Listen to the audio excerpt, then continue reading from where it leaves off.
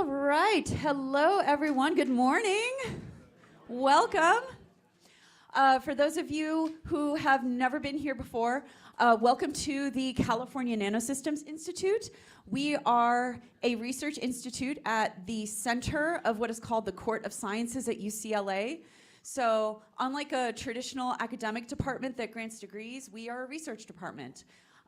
We have several different points to our mission at the university, one of which is to help facilitate transdisciplinary nanoscience-centered research, one of which is to help foster and develop technology to be put out into the world, and that is facilitated through our Magnify Technology Incubator. And one of our final big thrusts is education. And I specifically love this particular event that we do every year, Nanovation, because it really centers every single part of that mission coalesced into one very, very cool event. We have some very excellent judges for this event that I'm going to pass the mic to and have each of them just very briefly introduce themselves. And I'll start at this end and I will go this way. Okay, so it's a pleasure to introduce myself. My name is Sarah Tolbert. I'm a professor in chemistry and biochemistry and in material science and engineering, and I am the faculty director of this program. And as a judge, which is probably all you care about, I'm the person who's going to say, what was the science that you were doing there? And does that really work? And hopefully each of the judges will sort of say, I mean, I can tell you, I know what they're going to each ask you about, but hopefully they'll give you a sense, because it's really useful when their hand goes up if you're like, okay, I'm about to get a business question, I'm about to get a money question, or I'm about to get a science question. So welcome. I want to just add that I think I never dreamed of doing something like this when I was in high school, and I'm so excited that you guys get to. So our next judge is the most special. Because she is the one who spearheaded the creation of this program and endowed this event. And so we have to give a special welcome to Denise Avchin. Hi guys, hi mentors, hi students. This is just my favorite day of the year, like we were all saying up here, we're all saying to each other, because to see you kids come this far and to be in this program. And we know, as we talked about, I don't know how many were here the kickoff day, talked about being intimidated. You'll be intimidated in life always. It's just how you handle it. To get to do it this young, in a situation like this, in a preeminent institution like UCLA, with great professors and community members and VC guys, it's a wonderful opportunity. So I'd like to take a moment. I don't know how much you have had contact with your other competitors. I'm assuming not much, right? But you're all feeling the same thing. You're all nervous. So I'd like you to sort of turn around and wave to everybody and just know that you are all in the same boat. And you're all nervous, and everyone's science is valuable because you're all going to get the same thing out of this. And what you're going to get out of this is a feeling of, I did it. I did something at UCLA. This is like so cool. And I coalesced my ideas in science, and here I am presenting. So I can't wait. We can't wait. And don't be intimidated by us because nobody else is. And, and as I mentioned before, please speak up. I know for myself, I'm deaf. I don't know about the rest of us. And make sure everyone in your group participates in some way so we can really get a feeling for you. And you can have that experience when you leave. Thank you so much. Have a good time. Bye.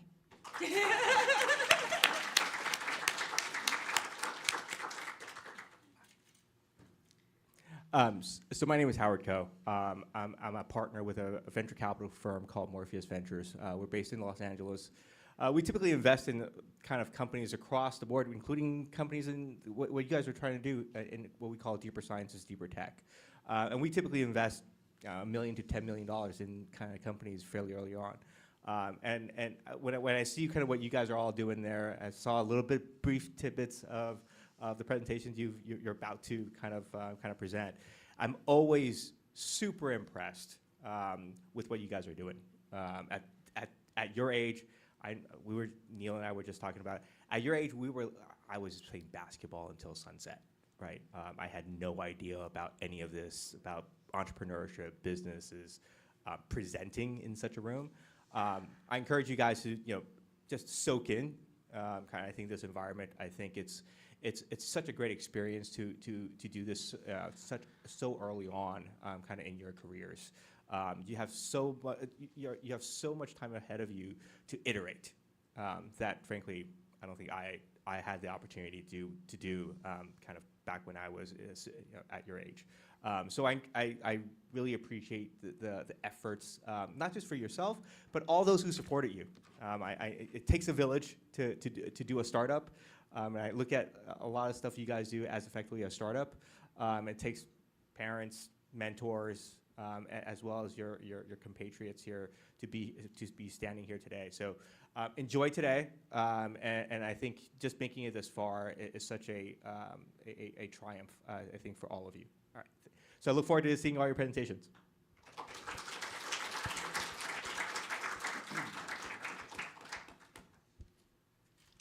Okay, hi everyone. My name is Neil O'Carter. I'm an investment manager with BASF Venture Capital. So I always like to do this. Just by a show of hands, who's heard of the company BASF? Okay, just okay, that's fine. I was gonna say, do you remember the commercials from the 90s? But no. Like none of you. Okay, so for those of you who don't know, BASF is the world's largest chemical company. I'm a member of their venture capital firm. We have offices in, let's see, LA, Toronto, Boston, Shanghai, Hong Kong, well, we closed Mumbai, Tel Aviv, Ludwigshafen, Germany, and Sao Paulo, Brazil. So if there's ever an investment related to the chemical industry worldwide, it probably comes across our desk at some point, right? We invest, our first check is usually between €1 and €5 million, $1 and $5 million, saving room for follow-on investment. So we'll invest as much as 20 million into a company if we see fit. The way we work as an investor is that we don't just give money, right? I tell founders, they don't believe me, but you can get money anywhere, right? A little harder to do these days, but it's true. What we like to do is we like to invest, but then also bring the weight of our company behind us with our investment. And this way, we're adding more than just money. And that's how we help companies that we invest in grow. And so I'm looking forward to what we're going to hear today. I mean, I can only second what Howard said. You guys are way ahead of the game, right? I was playing baseball like all day, every day at 15. When anything related to science or entrepreneurship or, that just wasn't me. So I think you guys are already ahead of the game. I'm looking forward to hearing what you have to say. With regards to the questions, I'll give you a little bit about my background and then you can figure out what types of questions I'll ask. I tell people I'm a recovering scientist, right? I don't touch this stuff anymore. But so I have a PhD in molecular nutrition and cell biology and an MBA in finance, right? So I can probably speak, the language of science and business, I hope. And so, yeah, I don't know what kind of questions you're going to get from me, but that depends on based on what you present. But I'm definitely looking forward to it. And yeah, again, I'm excited. Good morning.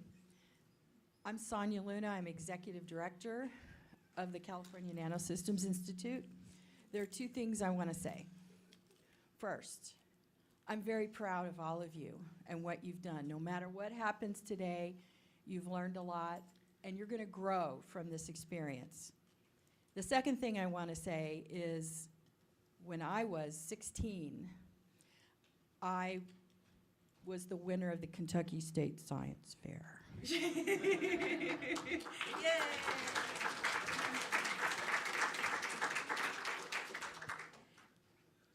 It changed my life. It determined my major in college. It determined the passion with which I studied my chosen field. And it brought me here today. So it could change your life today if you get kind of like this feeling like, gosh, I want to do more of this, in terms of working in teams and developing an idea. That's what the world is about today. When I was in something like this, it was one person, and it was a big deal. So is this. So again, I'm proud of you, and good luck.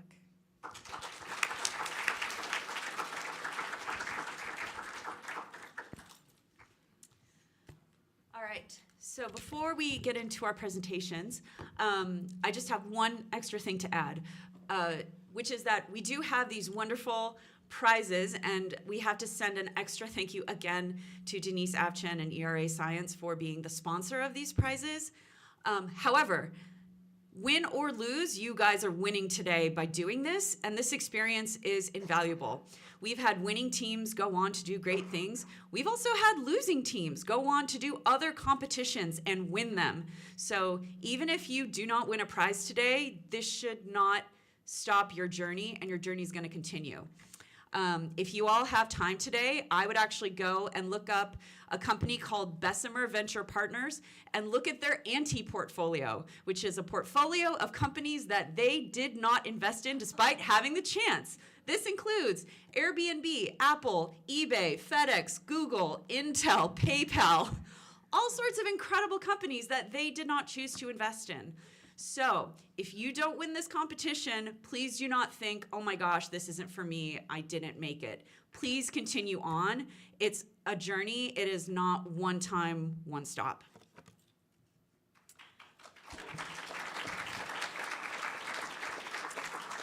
So with that said, I know we're running a little bit behind schedule, but each team is going to have 5 minutes to present, 5 minutes for Q&A. We have Dr. Shailene Tanimoto here with a timer that you can look at, so please try to stay within the 5 minutes. We're not going to cut you off vaudeville style, but again, please try to stay within the time so we can get through everything. And with that said, let's get to it. Team up, let's go. All right,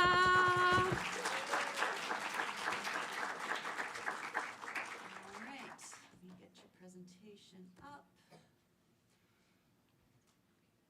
Let's see how fast I can get this going this time, now that I've done it at least a handful of times. Right here. And then the full screen. Alrighty.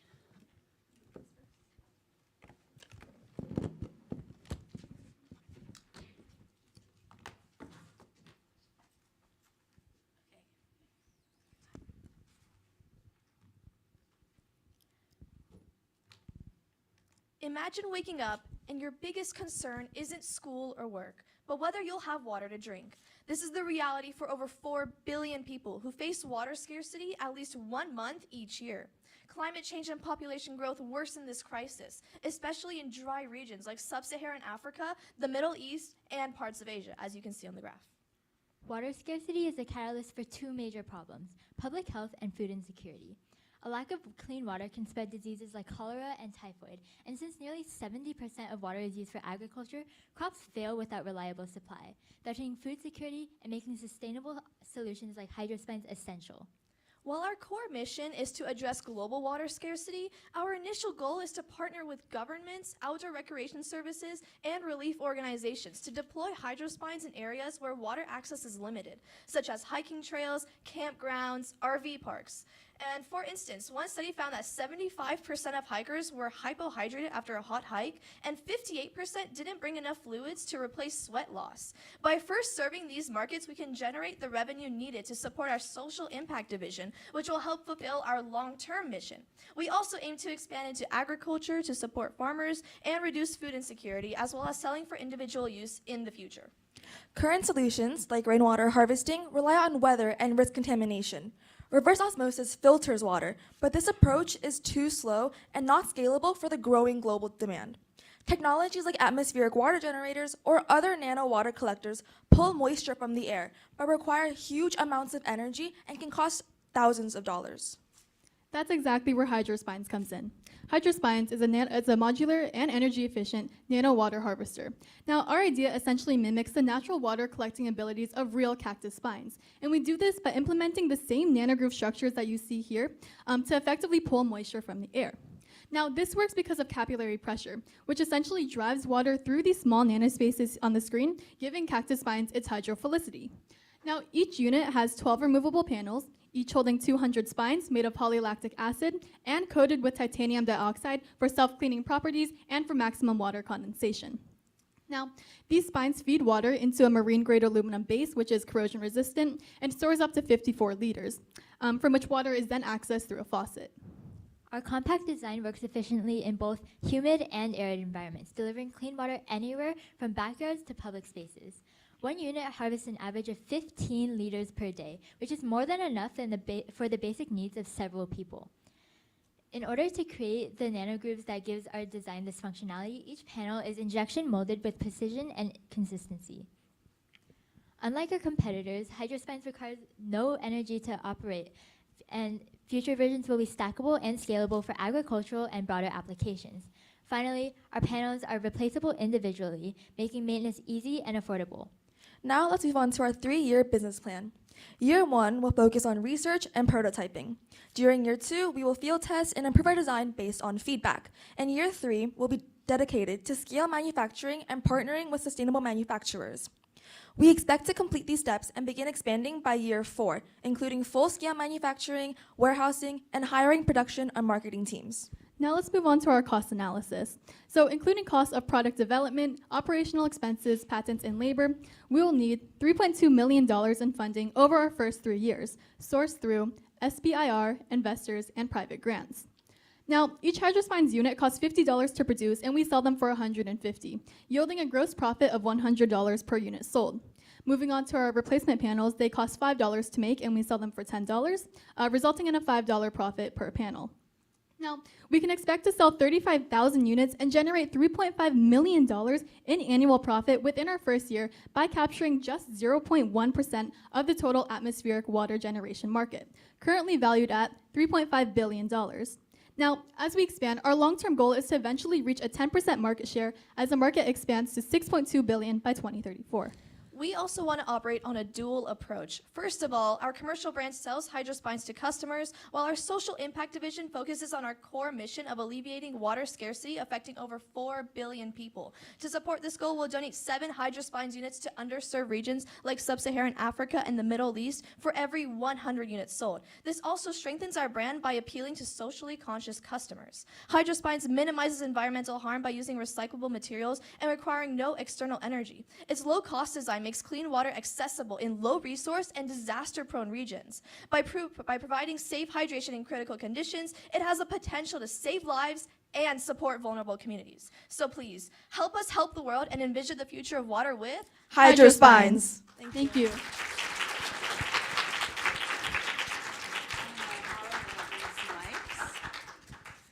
All right, I'm passing the mic to Sarah.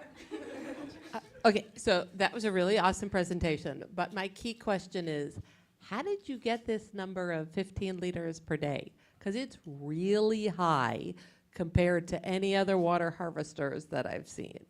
Yeah, for sure. So this 15 liters of water, we found this research article that tested the effects of how much, or the surface area of titanium dioxide, which is a hydrophilic substance, and its impact on water condensation and how much water it can collect. So based on this estimate, we calculated the surface area of titanium dioxide per each spine, and then calculated the total surface area we would need for titanium dioxide, and using the calculations based on the paper, we came up with the 15 liters of water per day. But the titanium dioxide wets, but it has to release the water to collect it. Are you assuming everything it takes, it actually releases? Sorry, could you clarify what you mean by release? So you're using the titanium dioxide to condense water out of the air. Yes. But then you want that water to go to the polylactic acid and get funneled through your thing. But some of the water is just going to sit there on the surface because titanium dioxide likes water. Yeah, So- so, Yeah. sorry. This Are is- you assuming it all goes through the system? Yes, and do you want to answer?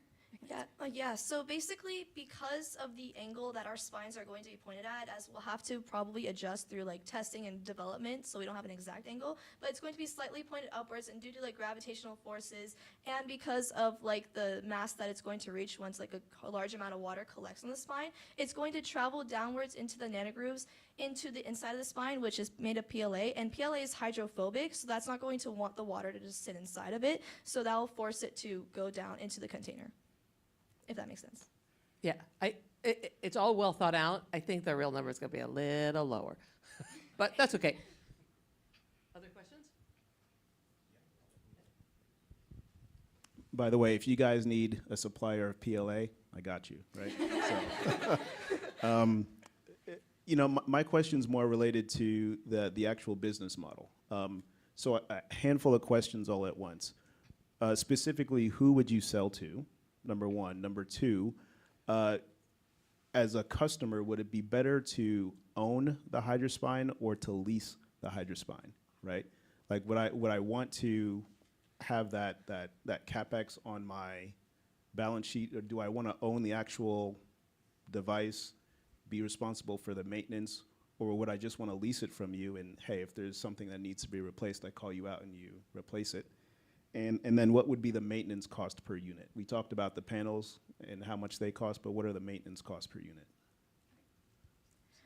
Right, so going on to the lease aspect, we haven't actually thought about that aspect yet. Right now, we're currently focusing on just like selling into like government agencies and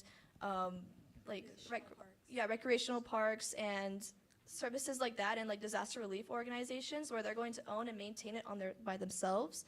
And in order to maintain it like properly, we suggest like maybe once every few months replace the PLA panels that are on the outer side of it, because obviously like you want to keep it up to date. Even though PLA can last theoretically up to 1 year in sunlight, in the case of like any external like damage, we want to have that like be replaced by themselves. So then, including the maintenance costs, how much would one of these units cost each year To produce? to own? Oh, it's a one-time purchase, so it'd be $150 for consumers to buy. And then depending on how often, because we have to do testing to like get like an exact number, depending on how often like your product might get damaged on the spines and like the PLA, then you would have to just repurchase it. And it's $10 per panel. $10 per panel. Yeah, replacement panel. Yes. How many panels do I replace per year? Well, 12. there are 12, yes. 12, so 120. Yes. And how much does it cost outside of panel replacement to maintain the unit?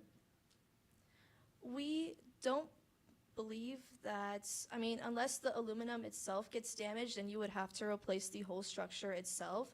But under our circumstances, if it's being properly taken care of, we don't expect that that should happen, as the aluminum should last like 40 years from now, if it's properly taken care of. Obviously, if like other things happen to it, then you would have to replace it. Okay, thank you. Time for one more question? You guys are awesome. Thank you so much for your time. You guys were great.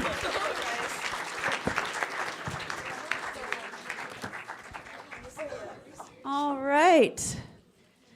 Our next team can come up to the deck, which is IC Products.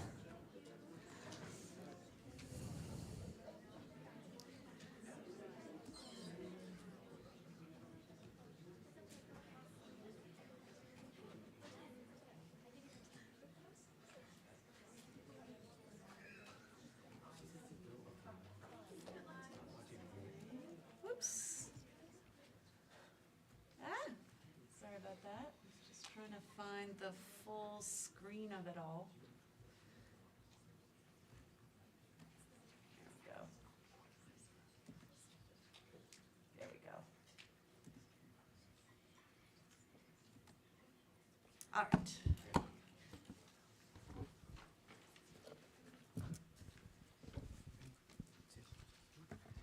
Our company is IC Products, and my name is Daniel. My name is Aline. My name is Camila. My name is Stephanie. My name is Natalie. Have you ever not felt pretty? Have you ever been bullied or called four eyes? If you're wearing glasses, you can be stereotyped as a nerd, geek, and not pretty. We both understand as middle school students that this is where insecurities start growing and self-esteem starts decreasing. I can't see, but I refuse to wear glasses because it ruins my makeup and my image. Wearing glasses prevents me from what I love doing the most, which is cheerleading. It made me feel like an outcast, and it kept falling off my face. I am a dancer, and I can't wear glasses under my molded mask because it does not fit. Our product will help self-image and help you with outdoor activities. We surveyed 705 students at South Junior High and found that 318 students wear or need to wear glasses. Many of them prefer contact lenses because glasses aren't comfortable, unflattering, or they get in the way during sports. Our findings match global trends from a Cooper Vision survey, showing this is a widespread need, not just at our school. We're starting by focusing on the US market, which was valued at $5.2 billion in 2021. It's projected to grow to $8.8 billion in 2030 with a 6.1% compound annual growth rate. This makes the US a strong and accessible place for us to launch our product. There are many different eye damages caused by UV exposure, such as pterygium, macular degeneration, and cataracts. According to the World Health Organization, an estimated 15 million people are blind due to cataracts, and about 20% of these cases are attributed to excessive UV exposure. Traditional soft contacts often have a low water content and poor oxygen permeability, leading to dryness and discomfort. Our bi-weekly contacts use nanoparticles of zinc oxide and silicon oxide to enhance both comfort and protection. The zinc oxide nanoparticles effectively block 96% of UVA and 99% of UVB radiation. Silicon oxide improves moisture retention and gas permeability, reducing hypoxia-related irritation. Our lenses also filter out 80% of blue light, helping to reduce retinal stress. The steps to manufacture our product are: Step 1, creating the contact mold. Step 2, pouring the hydrogels into the mold. Step 3, compressing and creating the shape. Step 4, UV curing to harden the molds. And Step 5, dip coating the contact lens into a zinc oxide and silicon oxide nanoparticle solution. This is what the competitive landscape looks like. There are 3 major competitors in the UV contact market. Most offer some comfort or UV protection, but none provide all 4 key features: UV blocking, blue light protection, high comfort, and breathability. Our product is the only one that checks every single box, making it the most complete and protective option in the market. Based on the projected market growth for contact lenses, the estimated market in year 5 would be approximately $8.4 billion. Our goal would be to capture 0.5% of the US market at $42 million. We would have to produce 2.5 million pairs of UV contacts at a selling price of $16.50 per pair. In year 1, we'll produce 1,000 contact lens pairs for trial testing, pursue FDA approval, and apply for a US patent. In year 2, after securing the patent, we'll produce 50,000 more contacts and launch marketing campaigns. By year 3, we'll file for a global patent and partner with social media influencers to promote our product. As our company grows, we're committed to giving back. For every UV pair of contacts we sell, we plan to donate a pair to Serve the People, a nonprofit that partners up with our school to provide free glasses to families in need. Since 98% of our student body comes from low-income households, we know how important access to eye care is. Our mission is to make UV contact lenses accessible to those who need them most, especially students who can't afford them. Based on our costs for the first 3 years, we are seeking $2.8 million in funding to support product development, production, and market expansion. We plan to expand with color and explore eco-friendly alternatives for our current nanoparticles to reduce environmental impact. Thank you to everyone for all the support during this journey.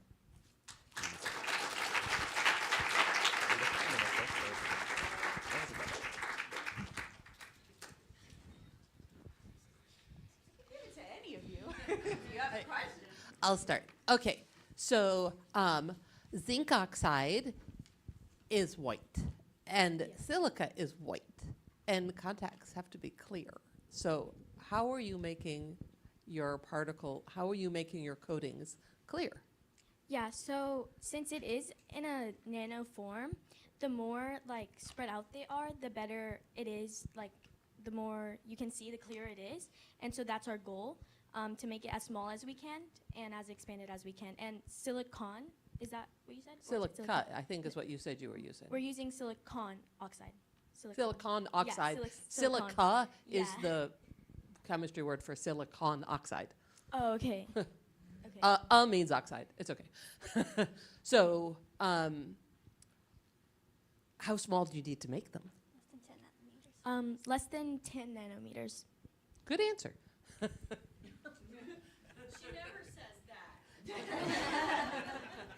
So I was struck with the concept of bullying. Have you seen a lot of bullying at your school over looks and glasses? Yeah, so we both got bullied a lot in elementary and middle school too. And it's a problem. You get bullied for a lot of different reasons, and glasses is like a really big one. And the expense for your family with contacts, did we address that? That's really important. I thought this was a great presentation. Thank you so much for your time and for your great mentor. Thank you. Thank you. Thank you. So this is definitely a problem we're solving. I was curious from a business perspective, what's the cost to actually make a pair of glasses? I know the selling price was at $16.50, Yeah. right? What do you expect the cost to actually make a pair? We calculated the cost, and it was about 29 cents to actually make a contact. And then to package it, it's about 40 cents. And we market it at about $16.50 because we took an average of all our competitors. And we found that if we just went a little above, because there's so many factors that our contacts have, we found that it was a pretty good price. It's still kind of affordable, as some of our other competitors are pretty on the expensive side. And how do you expect to kind of sell into the market? Are you going direct to consumers, or kind of how do you expect to do that? So we did a lot of marketing. We're thinking that because we decided to give back to our community, and in year 3, was it? Year 3? When do we give back? We give back, and we're hoping that will bring more customers, since helping others always comes back to us. And we're also partnering with influencers for more marketing. Yeah, right? Yeah, promoting. And just a quick question, how many pairs do you need to have in every given month? I think it's like $33 for 30 days, right? Something like that?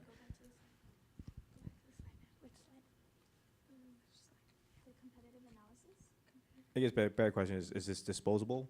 Or No, these are 2 weeks. They're bi-monthly? Bi-monthly. They're bi-monthly. So compared to others, there's 2 of our competitors. These are UV competitors, and most of them are daily. Half of them are daily. And since they're daily, they're more expensive. So I think us being affordable is good. Okay, thank you. Time for one more question. So, what made you decide to partner with a nonprofit, which I think is a fabulous idea? I'm just wondering what your thought process on that was. I can answer that 100%. Yeah, so there's a bus that comes to our school every year, and they give out free glasses for any kids who need prescription and can't afford it, because I think this is a really strong point to give out, but a lot of our students are on free and reduced lunches, so 98% of our students are, they are under that, right? So we wanted to make it, we wanted to give back because we personally understand that, struggle. The need. The need. Yeah. The Okay. I'm going to look to my 2 colleagues here to my right, but I think there is a tax deductibility benefit to partnering with the community. So it's a great idea, and your primary goal is to help people, but your company as a business also gets a tax benefit when you contribute something like that. So keep that in mind. I'm saying it's a great idea, and it's an even better idea than you thought. Thank you so much.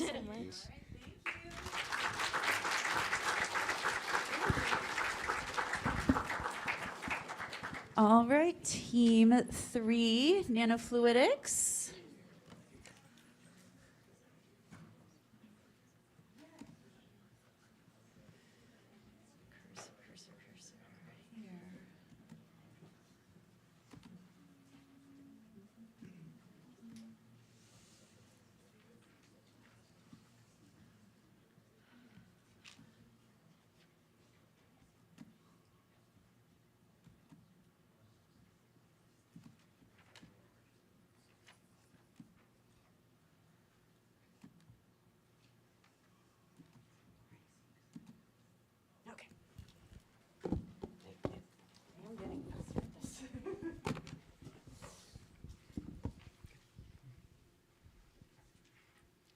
Introducing nanofluidics. I'm Caleb.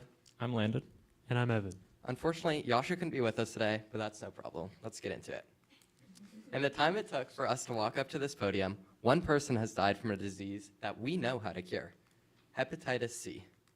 Hepatitis C is a disease that affects 50 million people worldwide, many at risk of fatal complications if left untreated. And you want to know the worst part? 64% of people don't even know they have it. Now, why is this? This is due to the unattainable and expensive diagnostic methods that currently exist on the market. To illustrate this, I want everyone to guess the price of these current HCV diagnostic machines. This one on the left, $10,000. This one on the right, $17,000. But why are they so expensive? These machines use vacuums or pneumatics to mix reagents, handle samples, and conduct tests. And these vacuums are controlled by precise electronic systems, and that's where the price skyrockets. The electronic vacuum control alone can make up to 65% of the machine's total cost. So essentially, we have to find a way to make HCV testing more accessible in rural areas, and we can do this by finding a cheaper way to control these vacuums. Introducing nanofluidics, a significantly cheaper way to control these vacuums, reimagining HCV diagnostics. We are a lab-on-chip for the precise pneumatic control required for HCV tests. We don't use any expensive electronic systems for this pneumatic control, and instead only cheap plastic. Here's how. You all know how electronic circuits work and that they could do things like turn on a light bulb or control a motor. Well, we can emulate an electronic circuit's functionality. So instead of electrons, we use air pressure. The specific circuit that we're emulating is a programmable logic device, or a PLD. This is both time-based and programmable, ideal for smart and affordable HCV testing. Proof of concepts of this have been built. However, they can only do basic mixing and cannot perform the complex PCR tests. But we can take this technology, scale it up, so it has the functionality required to do these complex PCR tests. This is by adding more memory, etc. Thus replacing the expensive electronic systems. But there's a problem. This would make them far too large for point-of-care applications, about 3 by 3 feet. We make these devices small enough to be commercially viable. To understand our innovation, we need to look at the macrocell, an integral subcomponent of PLDs that essentially executes the programmed code. Prototypes use something called registered macrocells, but each macrocell needs to be the same size, regardless of what it has to do. One macrocell may be doing 20% of what it's capable of, and another does 90%. Yet, again, they're both the same size. This wastes a lot of space. Emulating universal macrocells solves this. Essentially, if a universal macrocell needs to do 20% of the work, then it is much smaller than a macrocell that does 90%. This effectively uses the space. Our advent makes the pneumatic PLD significantly more compact. By applying an electronics principle, we can scale prototypes into real-world diagnostic systems. In summary, nanofluidics improves upon existing prototypes to make them commercially viable. This allows us to use cheap plastic instead of costly electronics, thus making HCV testing accessible for all. Our device consists of a glass substrate, some silicone for bonding, a PDMS plastic layer, which is also where our pneumatic PLD is. We need a mold, some reagents and catalysts, along with a thermal cycler, a key component in PCR tests. Our device costs $142. We plan to sell it for $600 with a profit margin of 76%. With a total addressable market of nearly $2 billion, we plan to market to global rural clinics, homes, and even license our technology. Nanofluidics cost 95% less than electronic equivalents. Unlike electronic devices, which require expensive valves and microprocessors, the pneumatic control of our device is just cheap plastic. After development in year 1, our sales targets are 2,000 units in year 2, along with a significant increase to 20,000 units in year 3. We're seeking $6 million to reimagine HCV diagnostics. Thank you.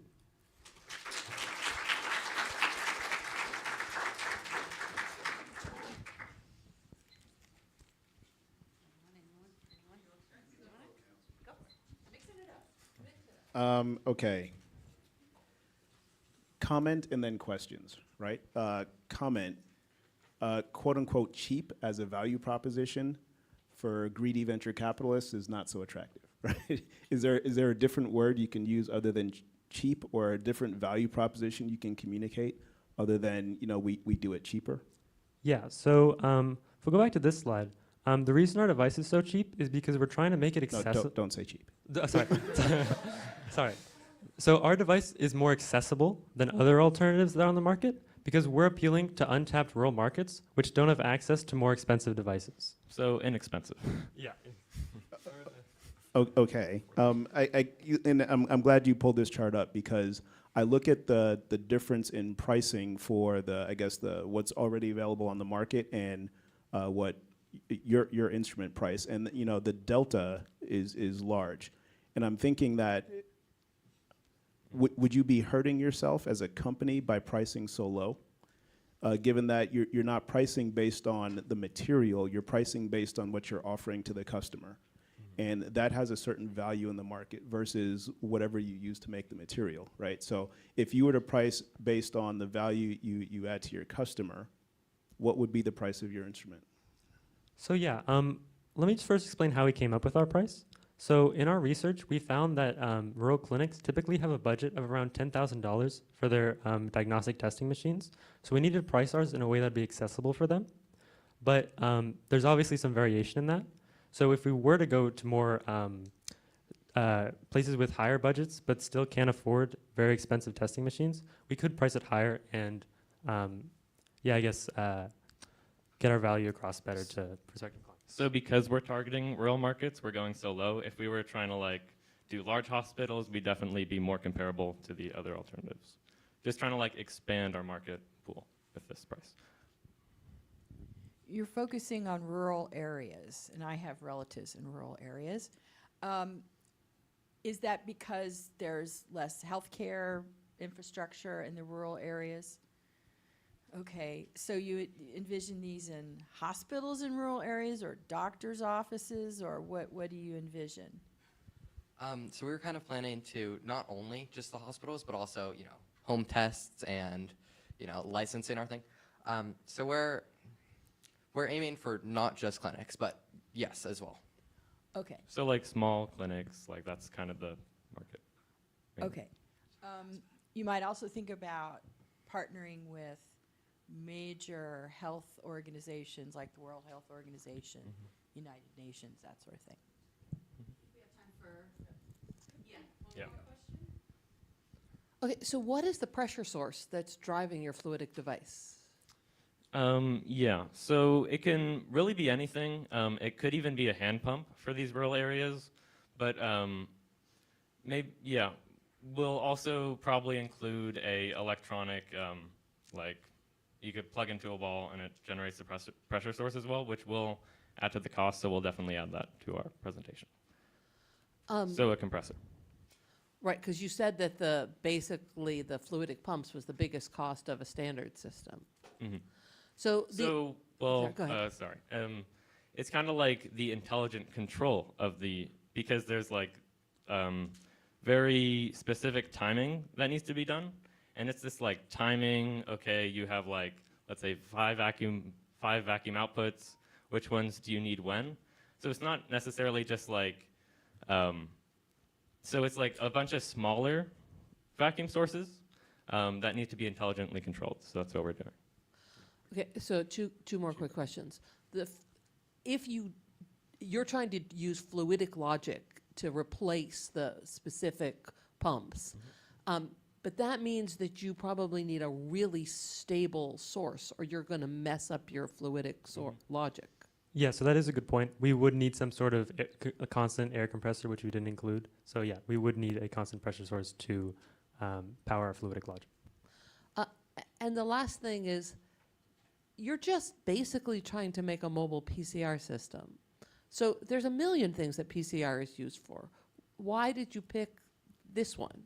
So we wanted to just show investors a specific use case of what ours could be for, but we're definitely planning to expand to more different, many different PCR tests, as we get further along, but we decided to like start with one, get that done, and then expand. So we could do any PCR test, yes. And that's also why we were planning to license our technology so that we could expand to other use cases as well.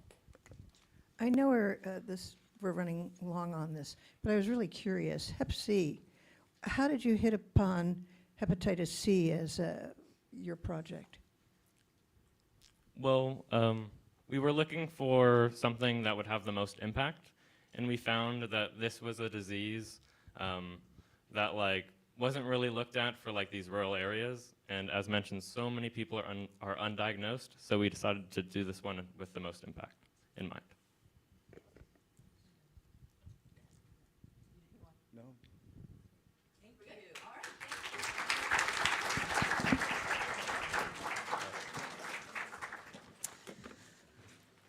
All right. Next team up is Sustainify.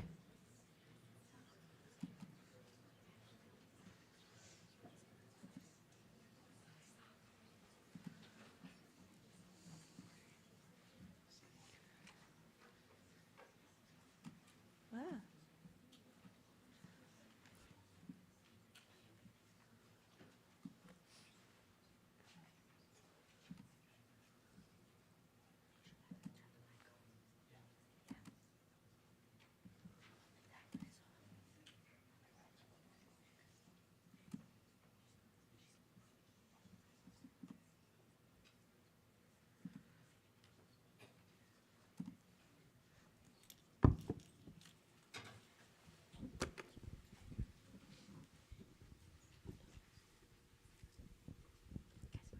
Good morning. We are Sustainify, and our product is Pure Produce.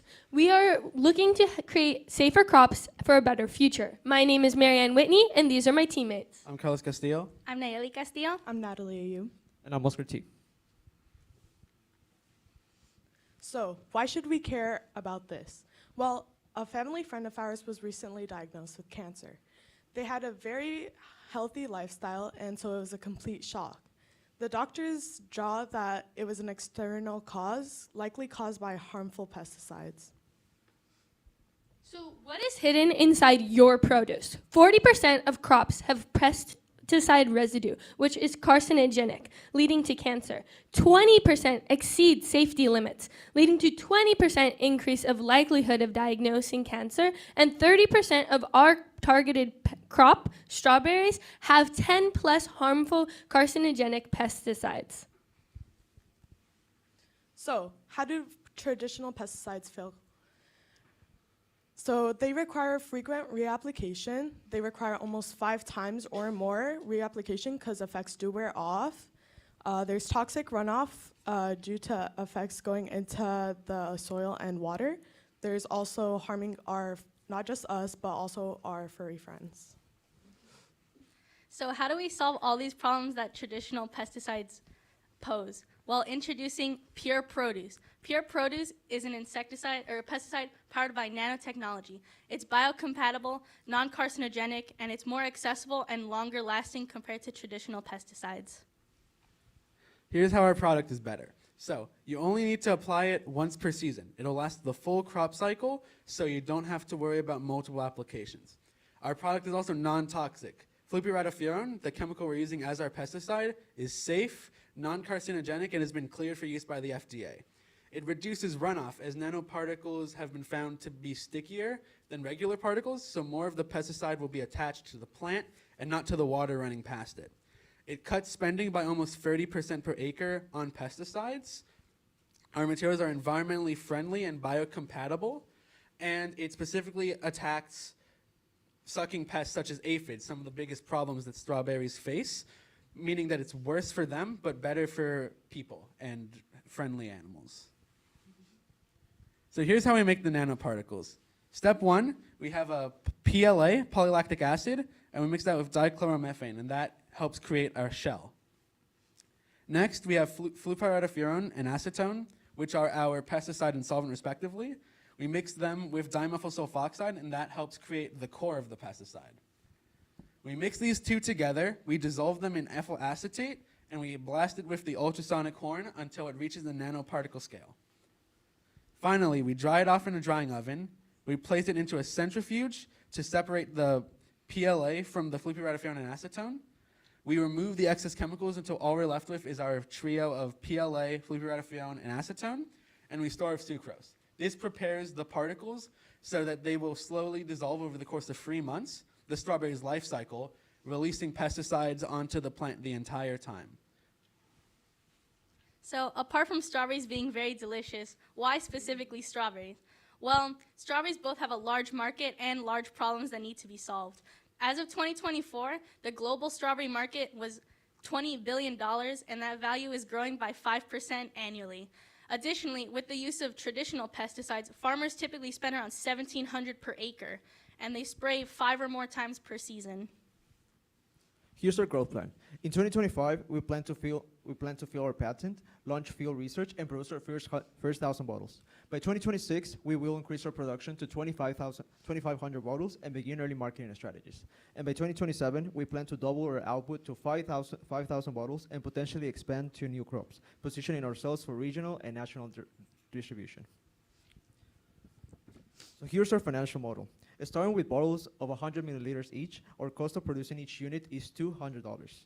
We will sell each bottle for $600, giving us a profit margin of 200%. Compared to the $1,700 spent, farmers will now spend $1,200 per acre, saving up to $500. Beyond cost, they will also benefit from healthier crops and reduce environmental damage. So for the first 3 years of production, it will cost us an estimated $2.5 million. We are requesting $500,000 to begin our business.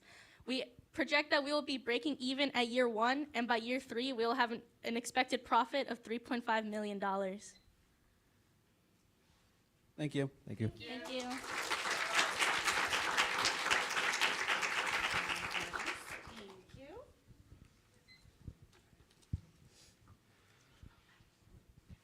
Okay, I have all the science questions. I will just start with a little comment that DCM, your dichloromethane, is now banned for permanent use, and so you'd need a different chemical synthesis, which is sort of a pain because it's a really useful chemical, but it's sort of toxic.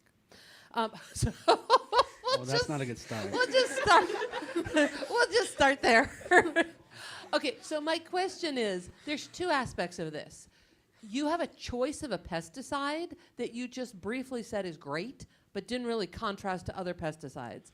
And then you have your nanoparticle delivery. So why this choice of pesticide? And then I'm gonna ask like 3 questions at once. You can answer them all together. Why this choice of pesticide?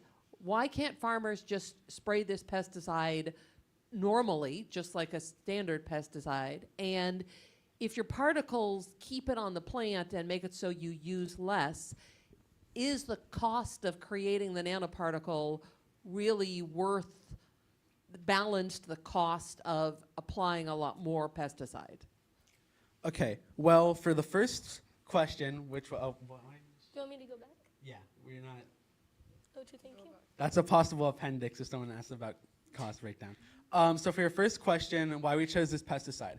Fluororatafone is a very new on the market pesticide that was designed specifically to be better for the environment, and it also comes targeted already to some of the biggest problem pests for strawberries.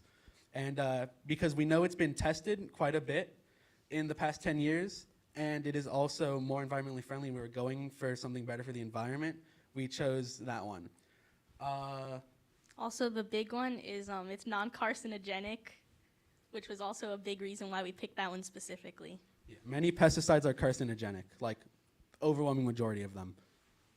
And then to answer your nanoparticle question, so why can't you just spray it over the fields? Our improvement is that you only have to spray our pesticide once during the whole strawberry life cycle, opposed to 5. So you're actually using less quantity of the pesticide throughout the strawberry life cycle, reducing runoff and thus harm to the environment. Right. Yeah. Okay. I'm going to just pass it on. But my question is, money-wise, do you win?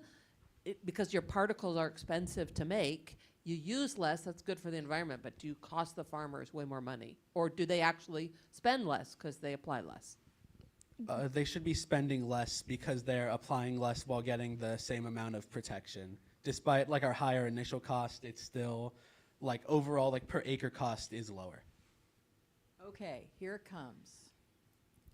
You're spraying strawberries. Compare and contrast it with growing organic strawberries. So organic strawberries actually still do use pesticides. The only difference is there's more regulations on them and they typically use less.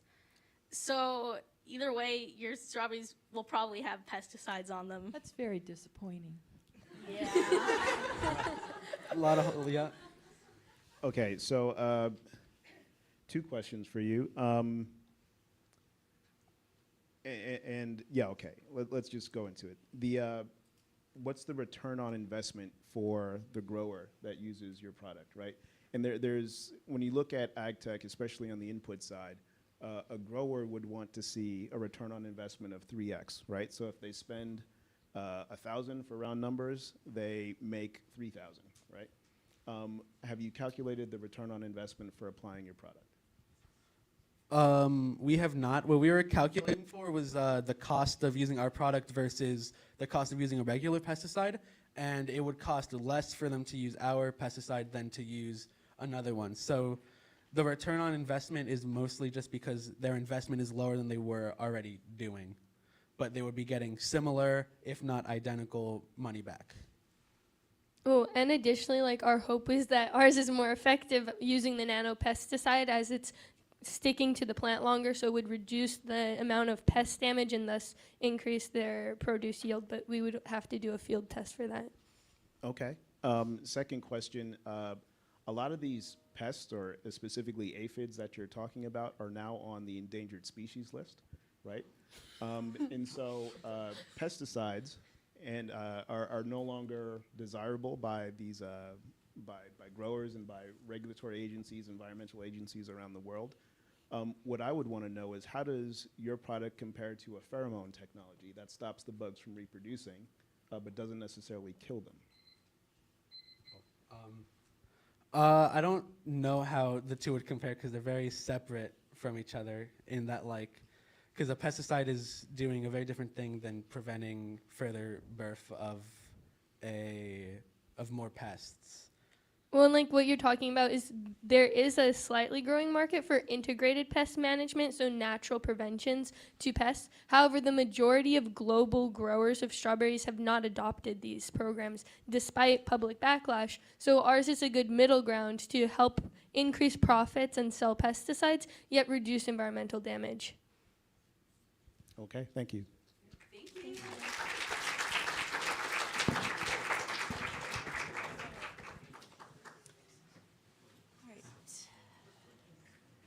All right, STEMinists.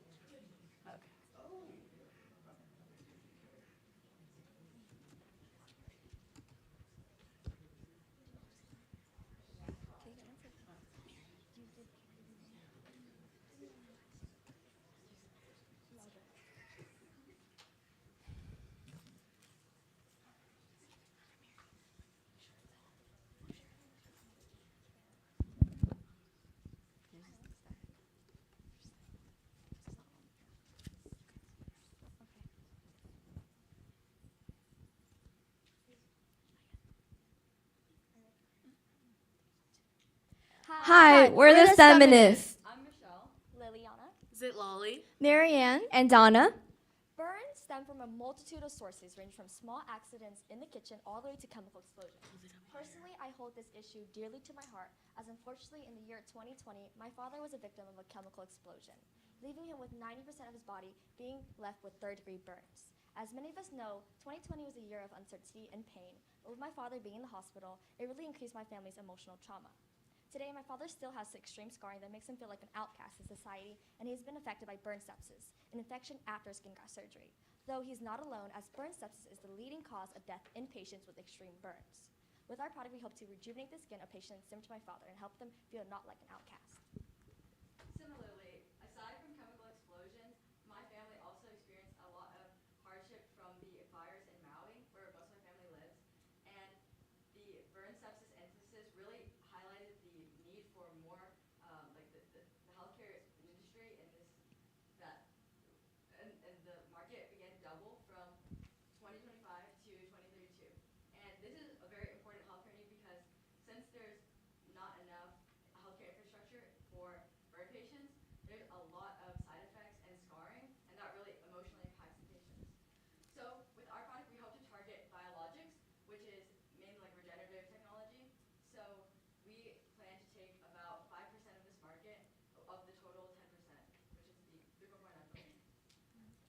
And to alleviate all degrees of burn, we would like to introduce Nanoderm, a topical ointment that aims to soothe, heal, and restore. The three key components of Nanoderm are our zinc oxide nanoparticles, our polylactic acid nanoparticles, encapsulating two types of growth factors. For topical healing, our zinc oxide nanoparticles will remain outside the skin, and with its antimicrobial properties, it will prevent bacterial colonization on the wound site after skin graft surgery. Our PLA nanoparticles will travel below the epidermis level to the damaged keratinocytes to release transforming growth factor beta, as well as vascular endothelial growth factor. TGF-beta will be responsible for increasing collagen production, as well as the growth of fibroblast cells, while VEGF will be responsible for increasing the growth of blood cells. This therefore makes Nanoderm unique for its topical healing above the skin and rehabilitation below. In addition, we will also be incorporating lidocaine, aloe vera, and silver sulfadiazine into our cream. The silver sulfadiazine will provide an antimicrobial effect, while the aloe vera will provide a cooling effect. The lidocaine will support in pain relief as it acts as a topical anesthetic. Let's take a minute to look at the market comparison. As you can see, current creams on the market do have antimicrobial effects, but they fail to provide deep tissue healing and angiogenesis or blood vessel proliferation. And this is why Nanoderm is so unique, because it possesses this ability to go down into the epidermis and essentially put all these growth factors there. And 1 ounce of Nanoderm is going to sell for $17, and we plan to sell 3.4 ounces for $59.99. Nanoderm will be administered by prescription within hospital pharmacies, allowing it to be applied by medical professionals, preventing the wastage of our product. Being applied in these hospital pharmacies also allows us to gain a larger market size, as hospital pharmacies are open to all care units in the hospital, meaning that we can target all degrees of burns. Considering that our main milestone is to partner with pharmacies, we'll begin with finalizing our formula in year 1, and then we'll be able to engage in extensive clinical trials for the regulatory process for the FDA. And hopefully, as we move forward with this, we'll be able to tweak our manufacturing and gain a profit margin increase per unit. We will be having our startup in Phoenix, Arizona, and we'll be able to partner with a lot of manufacturing companies, with biotech, to help us with our production and regional expansion in the future. So Nanoderm is currently requesting $1 million, as we have a 17.5 profit margin that will continue to increase. So what do we need this $1 million for? So taking a deeper look into our cost analysis, we primarily are focusing on the raw materials that are needed in our product. And choose Nanoderm for its powerful science and gentle relief. Soothe, heal, restore.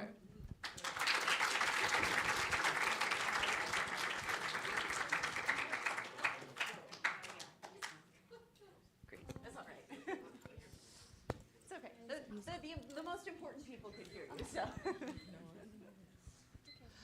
Okay, so my biggest question is, for any medical product, approval is a huge process. You have a whole bunch of components. Which components of this cream are already approved for this use separately? And if all of them are, then your product is basically putting together approved things in a new way. And how will you make a market share, given that other people could put them together? If any of them are not approved for this use, how are you going to get them approved? Thank you so much for your question. So for our growth factors, TGF-beta as well as VEGF, they've been approved by clinical tests before for using animal wounds, and there has been statistics that when tested on rats or mice during these clinical trials, they reduced the wound opening by 20 to 25%. And also our type of nanoparticles, they are also approved to be outside the surface, such as zinc oxide nanoparticles, for instance. And even though our technology is an accumulation of present ingredients that are approved by FDA, our way of putting it together, and specifically the two types of growth factors inside the PLA nanoparticles, and ensuring that the sulfur sulfadiazine and zinc oxide do not go below the skin to cause any harmful accumulation, our technology can be promoted at medical conferences so that the burn care units can see the safeness of effects and the controlled measures to prevent accumulation. It seems as though there's a lot more research that you'd have to do, and I was wondering if you would take this research and maybe license it to an existing company, or do you want to really run a company and go through all those steps yourself? Yes, that's a really good question, and I think for us especially, we would much rather have it patent a formulation for ourselves in order to have our own business. So I think towards the end, I think you mentioned what the margin was like 17.5%. Is that right? So what is your cost of goods sold right now? Is that 17.5 gross margin or just how much is it going to cost you to actually make 1 ounce, for example? So we actually did mention this on it's $17 per ounce to produce it. Oh, this is production cost. This is not. Oh, this is the cost per ounce. Sorry, I apologize. Yeah. But to produce it, regarding all of the materials, it would be around $39 for the 3.4 ounces. So you're selling that for $15.99, it's like $59.99, right? And so you're saying your cost to produce that 3.4 ounce is 30. What was it? 39. $39.99. What comprises that 39? Why is it so high relative to your selling price? So that is mainly the concern of the products that we have in it, since we are taking a more advanced technology into it, and I'm also counting the manufacturing process, the labor process. What's the biggest cost component? Have you broken it down? Yes. So the materials are mainly the biggest cost that we are mainly focusing on, and it is displayed right there. Specifically the growth factors, since they're more complex to create, and then also to be shipping and manufacturing. Wait, so this is your build cost, like your cost of goods, or this is your cost of running the company? This is the cost of running our company, and then we are accounting for most of our costs being put towards raw materials and then regulatory processes. So when you look at, just as an FYI, I think when you build out your cost analysis for your product, you should just define it as how much is it going to have a separate chart. This is fine. Have a separate chart to describe exactly how much it costs to build the product and get the product to market, get it on the shelf, for example. So you know what effectively your gross margins are, so you know that am I making any money or not. Because what's your go-to-market strategy? Go straight to the hospital, selling through distribution? We're going straight to the hospital. We are looking to first advertise within the medical convention, as Nana mentioned, to allow us to work in partnership with the hospital pharmacies. Okay. So you might have to figure out kind of what each layer of those distribution channels is going to have to take for their margins, right? And because I'm assuming that cost, $60, that's probably to end consumer cost, right? So they may have to take their profit, so you may not have any profit left if they do. Just something to think about. And if you want to discount raw materials, ask Neil, because apparently he can ship you a lot of PLA. One more question? Yeah, you do a quick question. Okay, quick question. I'm still trying to understand, what is your technical moat? What is it that STEMinist can do that is non-obvious that others could not do? If it's simply a matter of stacking active ingredients to get the same functionality, is that something that's protectable by IP? Is that non-obvious? I'm still trying to understand, what's the technical moat here? Why would an investor invest in your company versus a compounding pharmacy that could put all these products together and have the same effect? So if you go back to the market comparison slide, you can see that what Nanoderm does is we have deep tissue healing, and it also accelerates blood vessel growth. And this is because of the growth factors that are inside of Nanoderm.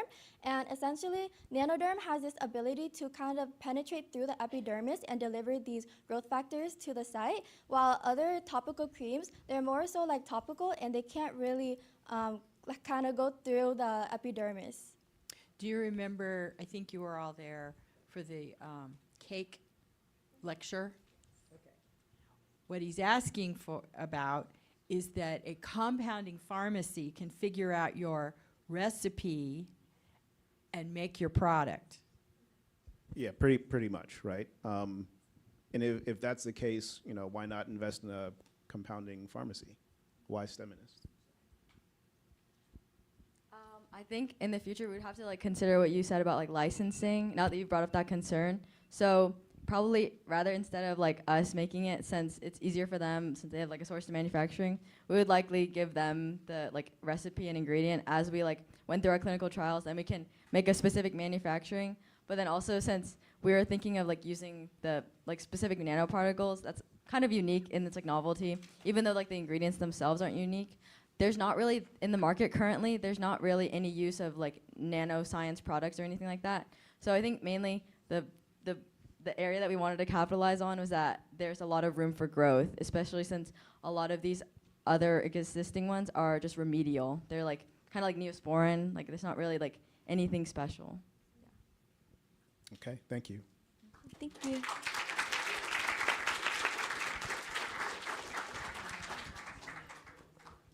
All right, so we are going to take a 5-minute break, or let's make that a 4-minute break because we want to try to get us as much back onto the schedule as possible. So our next group is going to start at 11:35. So take your bathroom breaks now while you can get them.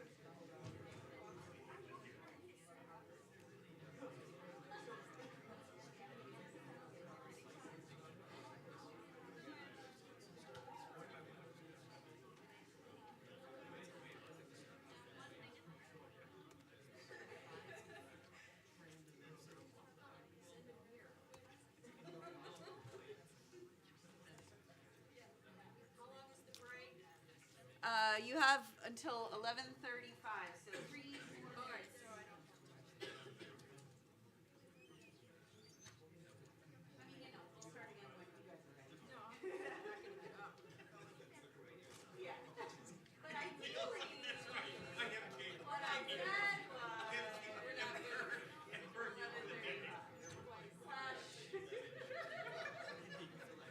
I have to be timekeeper today. By the way, do you know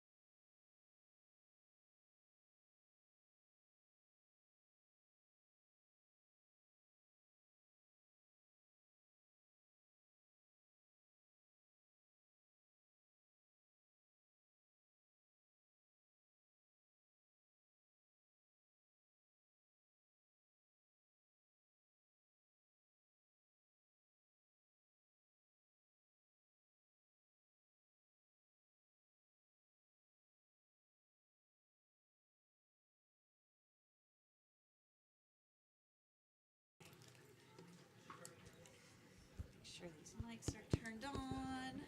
Hello? Mic test. There you go. It's You on. do it like this. Yeah. Your mic is Hello. on. Hello? Yep. One more reminder just for all the teams before we start and the judges.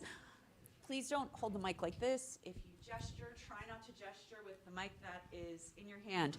Please be sure to talk into the mic like a pop star. Otherwise, people cannot hear you, and that is especially important for our live streamers. So please, please, please, please, please, please remember to hold the mic like this. All right. Yeah. Yeah. I'm Sabrina Carpenter in this moment, and I'm asking you, please, please, please hold the mic like this. There are multiple kinds of mics. They don't have the long distance kind of mic. Yeah. Okay. Start. Yeah, you guys can go whenever you're ready. Hello, everyone. I'm Lyra. I'm Karen. I'm Eli. I'm Shelly. And we are Aqua Nano. So starting off, do you guys drink from a water bottle? Chances are it's made out of plastic. Did you know that in a single plastic water bottle, there's more than 100,000 microplastics? Now, microplastics are bad for human health. They can disrupt your metabolism, they can harm your reproductive system, and even cause cancer. So you may be asking, what is a microplastic? Well, a microplastic is a very small plastic particle that is less than 5 millimeters in size. Now, as you can see on the board, we have some data, and this data shows us that from 2016 to 2024, that the plastic found within human brains have increased by 47%. Now, this is crucial because this causes harm to you, and you should have the right to drink microplastic-free water. As such, our product, the Microplastic Shark, is uniquely designed to filter out all micro and nanoplastics. Water will enter through the top and pass through our unique cellulose nanofibril layers that are combined with iron oxide nanoparticles. Water will enter the center chamber and come out as filtered water. This is a visual diagram of our filtration system. As you can see, the green lines are the cellulose nanofibrils, or CNFs. The red dots are the iron oxide nanoparticles, or IONPs. And the blue lines are the polyamide epichlorohydrin, the cross-linking agent that combines IONPs to the CNFs. Looking at our CNFs, they're designed to capture microplastics via mechanical filtration. In total, we will have 17 layers, and our pore size will range from 0.1 to 40 micrometers. This will decrease in size as you reach the interior to prevent any clogging on the exterior. Now, our iron oxide nanoparticles are designed to capture nanoplastics via hydrophobic interaction, essentially binding the plastic to the nanoparticle. In total, our device will hold 12% weight of iron oxide. Next is logistics. Microplastic Shark is designed specifically for bottom load water jugs. Not only can it capture up to 83% of microplastics, it could last up to 3 years and in one single filter 2,000 gallons of water. However, we recommend users to replace it every 6 months to optimize efficiency. In order to do this, we will sell through e-commerce platforms such as Amazon, and to get the word out, we will market it through platforms such as TikTok and Instagram. Next is our profits. We will sell one single filter at $89, which comes out to $69 in profit, which is a high profit margin of 77%. Next is our market. 91% of Americans drink filtered water from home, which shows that they're already health conscious about their clean water. The total market cap for water filtration is $45 billion, but currently it's at $10.5 billion. And the total annual growth rate is 12%, which shows that Aqua Nano fits perfectly within the market. So why buy Microplastic Shark? Well, it has several features that other filtration systems lack. For example, Microplastic Shark can filter out microplastics, has plastic-free packaging, is water and energy efficient, and inexpensive. Moving on to the timeline of Microplastic Shark. Year 1 focuses on lab setup, prototype engineering, US patent filing, and 500 sales. By year 2, we aim for 90% filtration capacity and 1,000 sales, with a projected revenue of $35,000. By year 3, we hope to attain a sales target of 3,000 units and partner with water dispenser companies, as well as increase filtration capacity to over 90% and extend the longevity of Microplastic Shark. The projected revenue for year 3 would be $210,000. We're asking for $2 million in total, Join us on our mission to give plastic-free water to every household in America. Thank you. Thank you.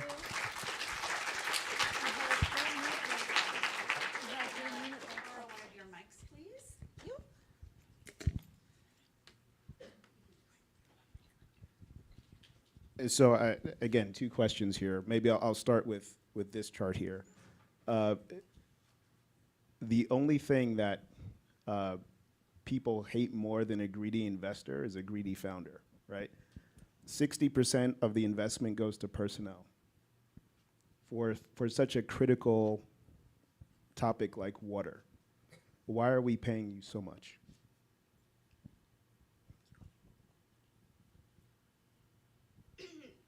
60% will go to personnel because we have scientists, which they are expensive. They are expensive. They have really high salaries. And in addition, our materials are very low. Next slide.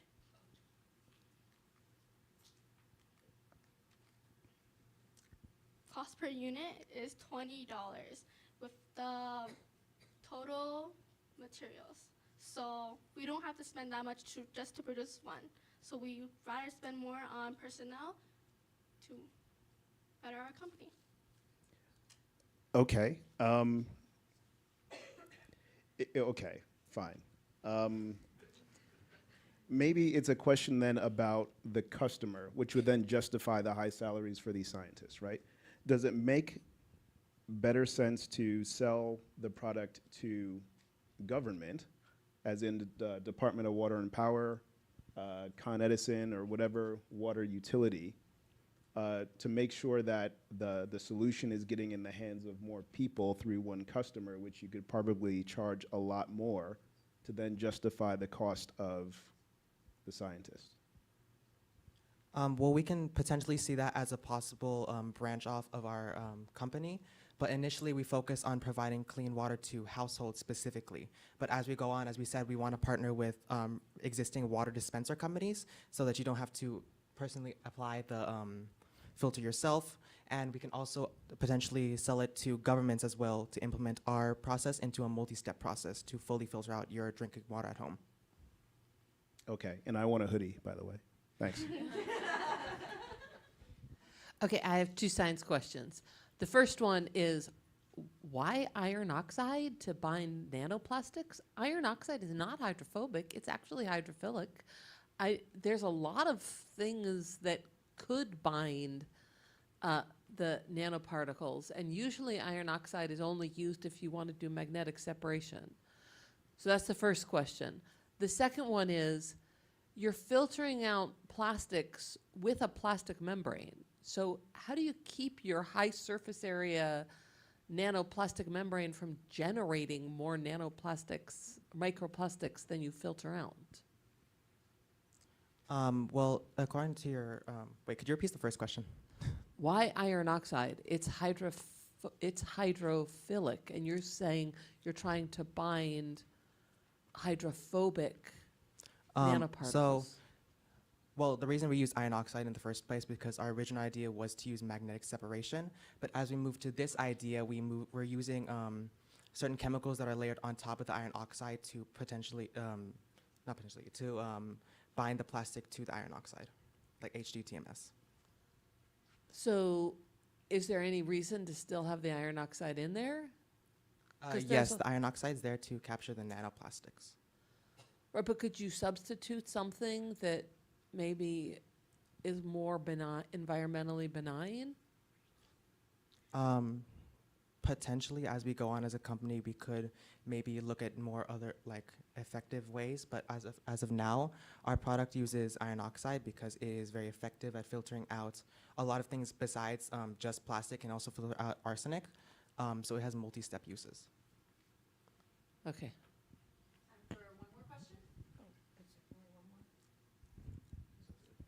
No, you do it. Well, I'm sure her question was better. But it seems to me that in your timeline, it goes pretty fast. You're already selling in that first year. And if you're asking people for that kind of money, they're going to want some proof of concept. And if you're already selling, I think you should reflect on that a little. But I do agree that this is a very important issue. So congrats on that. Sorry, could you repeat the question? I didn't like. She was encouraging you. Oh, okay, sorry. I'm just going to ask really quickly. This is a highly competitive market with lots of competitors that's mature, everything from pitchers to, I mean, you're going to, the tough part about this is convincing customers that yours is better. So did you give any thought on that? Just a few comments. Yes, I will go. Other filters do exist, but they don't work as well as we do. Others, though they are cheaper, but they use carbon filters and sediment filters to filter out things like rust, chlorine, which is basic filters, but they don't filter out microplastics. And microplastic is on the rise of health consumer. You know, they're very concerned. Other filters such as reverse osmosis do, but they're made out of plastic, so it reintroduces plastic. And they're very expensive, which we come in. Thank you.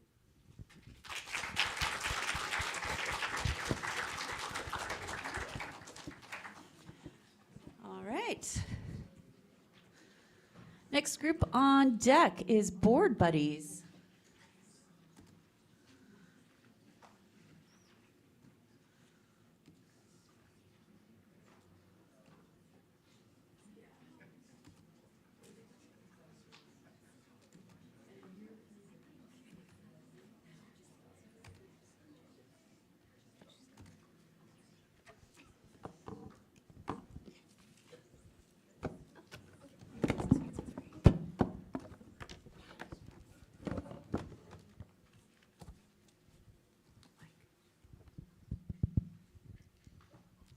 Hi everyone, we are Board Buddies. My name is Jenny. I'm Vivian. And I'm Marin, and we are the producers of Shred Surf Wax. Surf wax pollution is an overlooked but serious threat. With over 35 million surfers worldwide using surf wax each and every day, up to 540,000 tons of it are dumped into our oceans annually, 95% of which are made from toxic, non-biodegradable paraffin, which can harm marine life, destroy coral reefs, and pollute our oceans. As environmental awareness grows, 82% of surfers are demanding climate action, and it's clear that it's time for a change. Now, with a quick show of hands, how many of us here actually surf? Well, how many of us care about our oceans and the environment? Even if you're not a surfer, you share values with those who are. In interviews with surfers we conducted in Huntington Beach, dubbed Surf City, USA, we found that 100% expressed concern over climate change, 83% supported eco-conscious brands, and 90% said that they were willing to pay up to 20% more for a more sustainable wax. Now that's where Shreds comes in, a high-performing biodegradable wax powered by nanotech, eco-friendly, effective, and affordable. So, what is really in our product? Our wax is made from silicon nanoparticles with HDTMS, zinc oxide, nanocellulose, graphene oxide, and our base, soy wax. Soy wax is a biodegradable, renewable plant-based alternative to paraffin. Its lower melting point allows for smooth application. While this could reduce durability, our other materials, such as water repellency and the overall performance of our surf wax, will come in with the other materials as well. Zinc oxide provides UV protection from the summer sun and adds texture to help the wax stick better to our board. Graphene oxide boosts the longevity of our product in salt water and offers thermal resistance, helping it last in any temperature.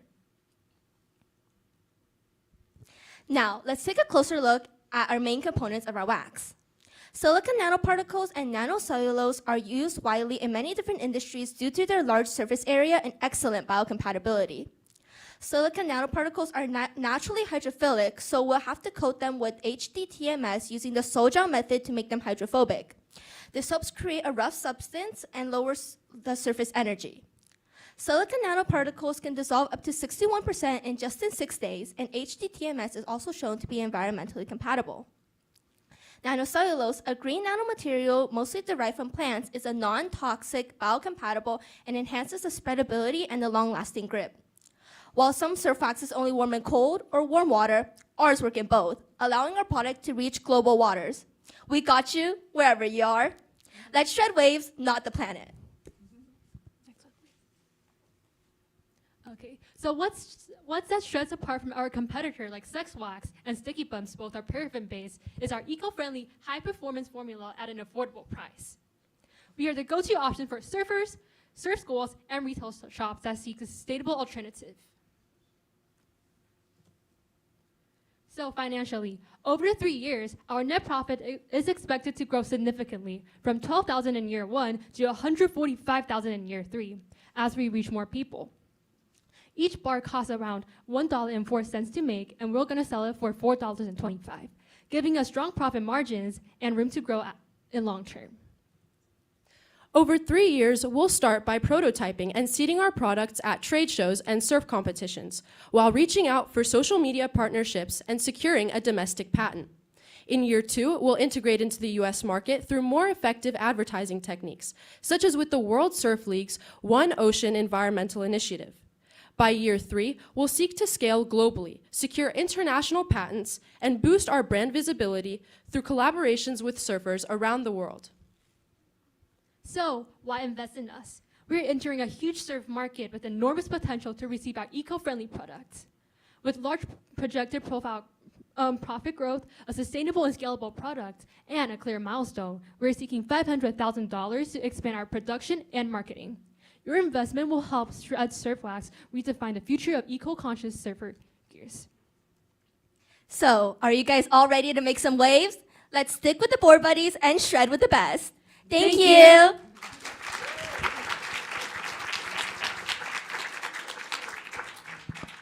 This one.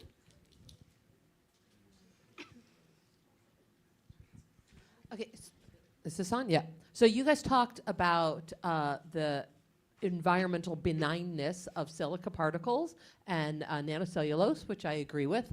What about the graphene oxide? That is not a biologically derived material, and that's the one that is most likely to cause environmental issues.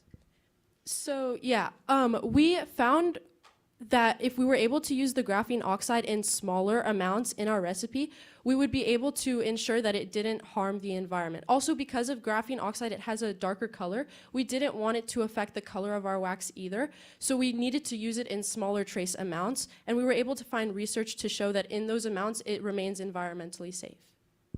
But that leads into, if it's in really small amounts, so it doesn't make your wax look black, and it is not too environmentally problematic, what kind of mechanical enhancement does it give you? And so the one thing you didn't talk about is what kind of mechanical and durability testing are you going to do, and how are you going to evaluate the practical performance of your wax versus current on the market items? So that will probably happen within our first year when we're doing prototyping and testing. We're going to have a research phase and development phase where we're going to test it in comparison to other waxes and have real surfers try to test it out to see how it will last over which usually surf waxes last 2 to 3 weeks over that time period where people are using it. So I'm not usually the marketing person, and this is more of a comment than anything. The tagline, "Shred the waves, not the planet," you ought to trademark that somehow. I mean, you ought to protect it because it's very clever, and it could be the platform for your whole business. Thank you. Thank you so much. So real quick question. So you mentioned, this is a perfect slide to be on. You're selling through online and local shops. For local shops, for example, what do you expect to sell to them? Because they have to sell it to the end consumer, right? And so is your $4.25 the retail MSRP? I'm assuming that's what the consumers are willing to pay. How much do you think the local shops, how much do you think you would be selling to the local shops for? Hold on. Do you know what MSRP is? Manufacturer suggested retail price. There we go. Thank you. So So actually, the manufacturer price that we got was only $1.04 per bar. So that's the cost. By the way, MSRP from retail side is just the suggested retail price that you put on, like at Best Buy, for example. Oh, yeah. Right. So what I'm asking for is when you're selling to a Best Buy or a local shop, whatever, Shredder's Beach products, right, on Venice Beach, how much would you sell them, right? What's the price at which you would be selling to that local shop for which they're going to sell to the end consumer? So we're gonna sell it to estimate about like $3.50 around that price, since we also have to make a profit for ourselves, and the retailers, they also have to make a profit as well. So around like $3, in between $3.50 to $3.75, around that range. So just as a FYI, retailers want to make around 30 to 40% margin against that. Sometimes higher, sometimes lower. Costco is the best. They'll take 13% gross margin, 12% gross margin, and regardless of what product they sell. But so if you're not that far off, so 30% against like $4.25, about $1.25, $1.30. So like $3 probably is your sale price to them. But something that keep in mind, because a big part of this is marketing costs on your end, right? Yes. That you have to shoulder. That's always the biggest cost for actually any brand. So what I was trying to kind of ask is the marketing dollar spend. How much do you think you're going to be spending on promoting your product? Well, yeah, out of the 500,000, we were looking to spend probably the biggest portion on marketing, so an estimated around 125,000. But we also hope to partner with, for instance, we mentioned the World Surf League, which is partnering with nonprofits, and it's a global institution. It's basically what hosts all of the surf competitions, all of the surf media. So if we're able to partner with them, we feel that we'll be able to reach a wider market for a lower price as well. Because it's a nonprofit, so we won't have to spend too much on our social media if they are promoting it through their surfers. And adding on to what Mayor mentioned, we also mentioned that we want to launch an ambassador program. So we might be partnering with like influencers on social media to get our name out there and to like further market our brand. Did you have one more question? I do, yeah. Do we have time? We can Okay. I just want to make sure I understand. The sustainability part here comes from the soy. Okay. So I want to make sure we're not playing, sustainability whack-a-mole here, right? Where we're starting to grow more soy in order to make this product, right? And growing soy is also very resource intensive, pesticides, water, labor, you name it, right? So are we solving the sustainability issue in the ocean but not doing so on land? Initially, we haven't touched base with that portion, with the soy portion yet, but already existing on the market are a lot of soy-based products. So in comparison to our competitors, we are having the same environmental impact in that field, in the soy wax area. But as we progress, we can definitely address that issue and try to find ways to solve that as well. Okay, thank you.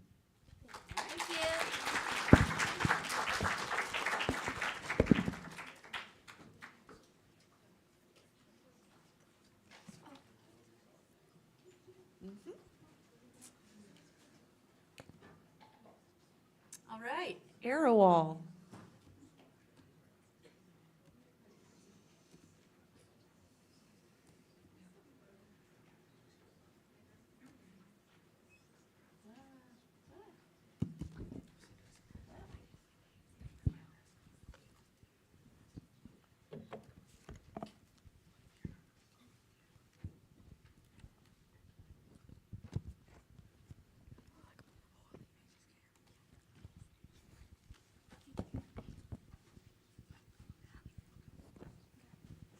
How many of your family members or yourselves have been affected by the fire? Show of hands.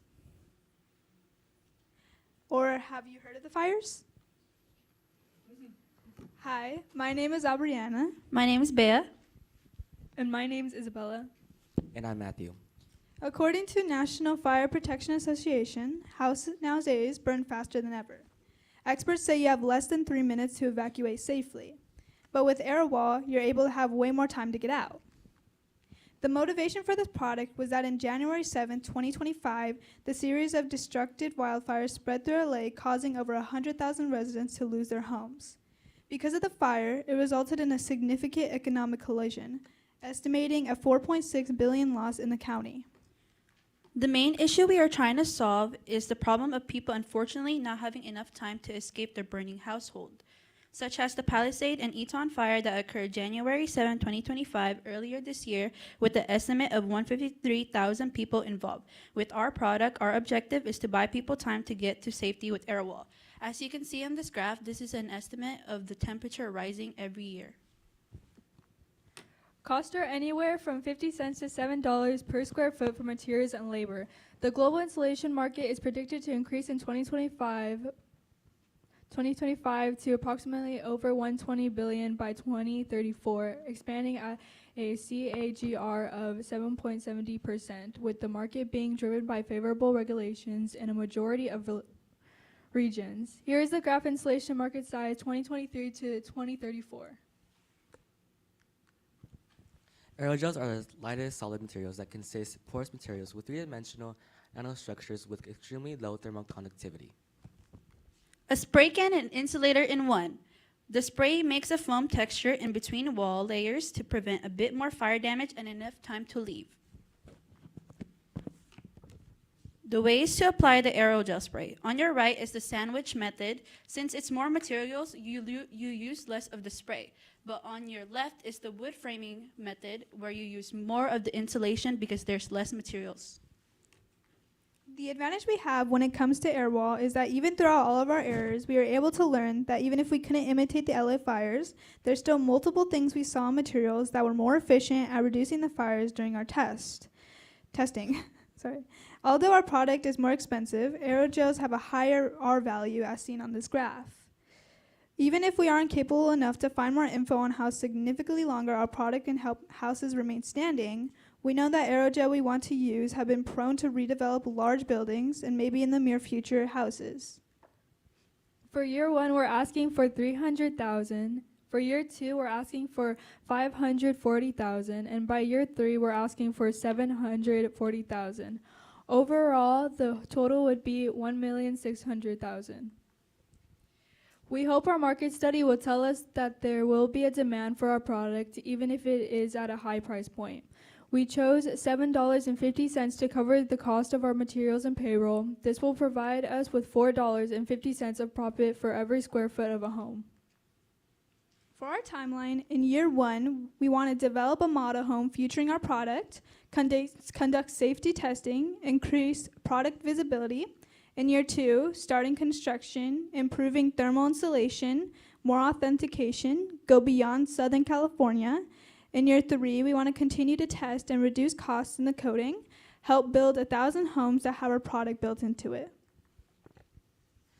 Our project stands out because we have the chance to help those in heat-stricken areas on the West Coast. By providing relief, we aren't just addressing climate challenges or limitations, but we're helping those individuals who want to hold his memories. Thank you. Thank you. Thank you. Thank you. Sorry.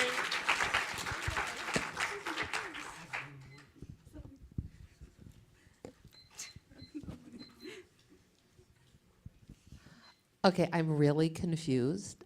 How do you make a spray-on aerogel, silica aerogel? We're thinking with the nano thing, there's already some that are using the same method, like Empire State Building. They're doing something similar whenever they're renovating it. So what is the basic, what's in the product? Aerogel, mainly. But the issue is silica aerogels are actually made from pure silica. And they have to be drying and really crazy to stop working. I didn't do it. Push the button. Is that better? Okay. I didn't touch it. It's not my fault. Normally, silica aerogels are made from a reactive silica precursor, and then they have to be dried really carefully. And so a spray-on thing usually uses evaporation of something that foams to make the gel structure. So, like, it's an honest question. I don't know how you would make a spray silica aerogel. Was there a Is there, can you just tell us more?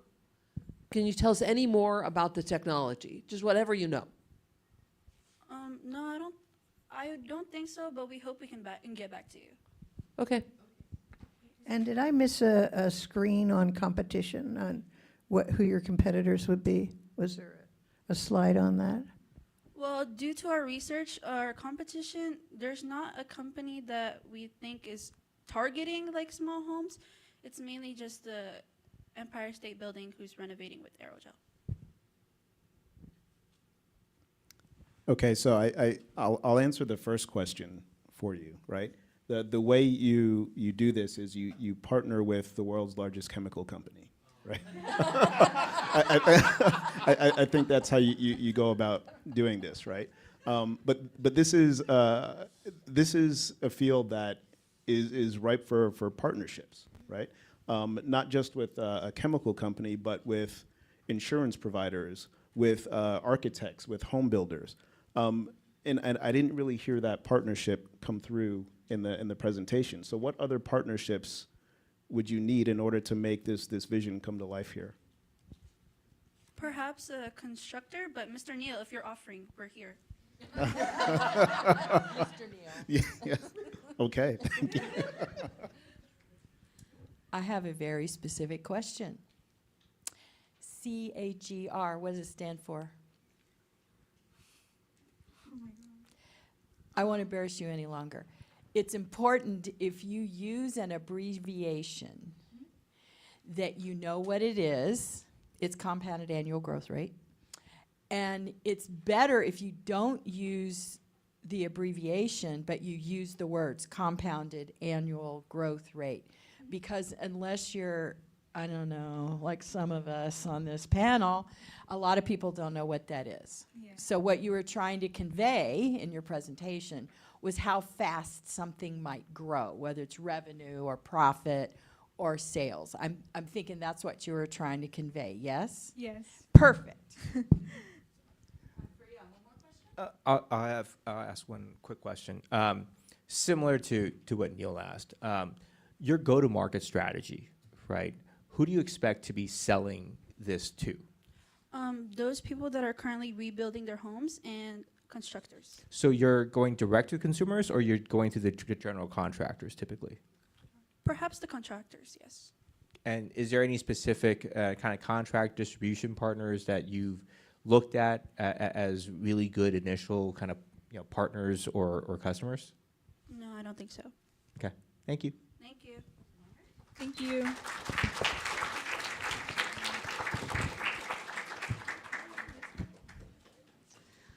All right. Next we have big brain breakthroughs, which I still need to say very slowly or else I'm going to mess it up. Such a tongue tire.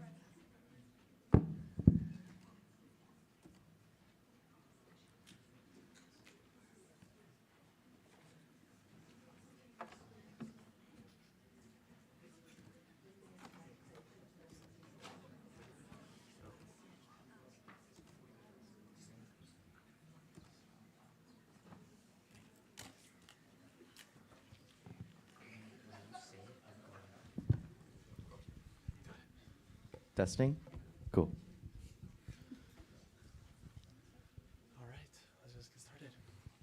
All right, ladies and gentlemen, students and teachers, welcome to our presentation, Big Brain Breakthroughs by yours truly, Aladdin Safi. Lucas Avery. Jonathan Gong. And Ryan Allen. All right, we are from Los Osos High School, so without further ado, let's begin.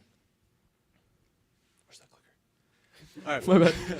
Okay, so starting off our problem, Alzheimer's disease. So Alzheimer's affects roughly 7 million Americans in the US age 65 and up, and that is projected to nearly double to 13 million by 2050. The US population of aged 65 and up, thank you. The US population of seniors age 65 and up is expected to reach about 80 million by 2040, drastically increasing demand for solutions for Alzheimer's. So Alzheimer's is not just a personal tragedy, it is also an economic one. It costs the US over $1.3 trillion per year, including caregiving, healthcare, and lost productivity. And despite decades of effort, most treatments only manage these symptoms, but not necessarily slow the progression. Alrighty, so now we're going to introduce our new innovative solution to this problem, which is our product, the capsulipid. So essentially, the capsulipid is a nanostructured lipid carrier which targets early onset Alzheimer's disease, which utilizes a double-pronged treatment of siRNA and mRNA. My friend Aladdin has passed around a model of our product for you guys to view. So yeah, if we go over to this sort of diagram, we can see the main mechanisms that are involved within our product. Starting off, we have this thing right here, which is a protein. It is called beta amyloid, and for the sake of this presentation, we are going to call this a very bad protein. For individuals with Alzheimer's disease, this protein tends to overaccumulate in the brains of individuals, where this overaccumulation of this beta amyloid protein can ultimately cause plaques to form, which can disrupt connections between neurons, thus causing the disease.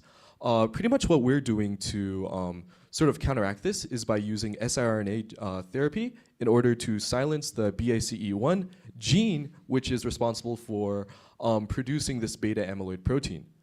Additionally, we're also using a secondary treatment using mRNA. Pretty much what we're doing with mRNA is we're using mRNA to be transported into the neurons, by which it will start to make BDNF when it is translated. This BDNF, also known as brain-derived neurofactor, will be utilized as a neuroprotective factor, which is depicted by the helmet on top of our neuron. And of course, we have our nanostructured lipid carrier, which is like the main meat of our product. Essentially, this nanostructured lipid carrier, it has a surfactant layer, which is made out of PEG or polyethylene glycol. It is surrounded in a surfactant layer, which allows the nanoparticle with the treatments inside to be able to cross the blood-brain barrier, which is this very selective barrier of capillaries within the brain, which will overall allow us to get our treatments into the respective regions that we need to treat. So in sum, we're packaging siRNA and mRNA, and we're putting it in our nanostructured lipid carrier in order to deliver a treatment. Now, the current Alzheimer's market is valued at around $6.3 billion and is expected to more than double by 2030. Existing treatments like monoclonal antibodies, such as Leqembi and Aduhelm, can slow disease progression but are associated with severe side effects, like brain swelling and more commonly ARIA, which is amyloid-resistant imaging abnormalities. Other common treatments like NMDA antagonists and cholinesterase inhibitors can also slow disease progression, but they're more commonly just used to suppress symptoms and also come with a very high pricing and their own sort of side effect profiles. Our innovative solution using the lipid nanocarrier stands out because it offers directed, targeted delivery to the brain, aiming to reduce side effects, which is a big key component that the rest of our competitors lack. Now, on the right side, you'll see our product distribution in terms of pricing, in terms of the siRNA, mRNA, and the actual lipid nanostructure. Our current producer cost per consumer is estimated to be around $50,000, and we're aiming for around a 60 to 70% gross profit margin, as that is the current industry average. Now, our product will likely be priced 3 to 4 times higher than our competitors. However, with our innovative solution to treat early onset Alzheimer's and reduce the side effects, we do believe that it is a proper justification for the increasing in price level. Now, moving on to our product development timeline, we'll follow the traditional drug development process, in which we'll first focus on the discovery and development of the drug, which will cost around $30 million to fund scientists' salaries and equipment necessary in order to determine the drug's properties and interactions. As we move on to the preclinical research, we'll spend a similar amount for scientists' R&D in order to determine the toxicity of our drug and see if it's potentially beneficial for humans. And we move on to the meat of the clinical trials, which will cost a costly amount of $500 million, but in this stage, we will ultimately determine whether our drug is an effective treatment for Alzheimer's disease. Then in the FDA review, we'll spend $3 million developing a comprehensive team that will work closely, hopefully with an accelerated FDA approval, in order to bring our drug to the market, and then we'll go on to the post-market monitoring to continue to monitor the drug. And for our actual business strategy, I know you probably heard $500 million, like, that's a lot of money. Is this drug made out of gold? Well, that's a lot of cheddar, but our company does distribute the cost across various platforms, including large pharmaceuticals, venture capitalists, and even government NIH grants. And our company will basically be primarily focused on the initial development of the drug in order to establish credibility. Then, once we establish that credibility, we want to transition the responsibility to the big pharmaceutical companies, which is a common practice in the drug development industry. This way, they can fund the clinical trials and produce the drugs, which for us, we can avoid the major expenditures and allow them to produce the technology to a scalable level. Ultimately, we aim to go for a licensing deal, possibly with around 10% royalty on the net sales. All right, and that about wraps up our presentation. Our apologies if we appeared a bit sleepy. We graduated just barely under 24 hours ago, and it's been an hour. It's been an honor having to been in this competition with Jonathan and the rest of my individuals here. Some of us have been here for 3 years. Some of us, it's our first year. But yeah, it's been an honor. Thank you.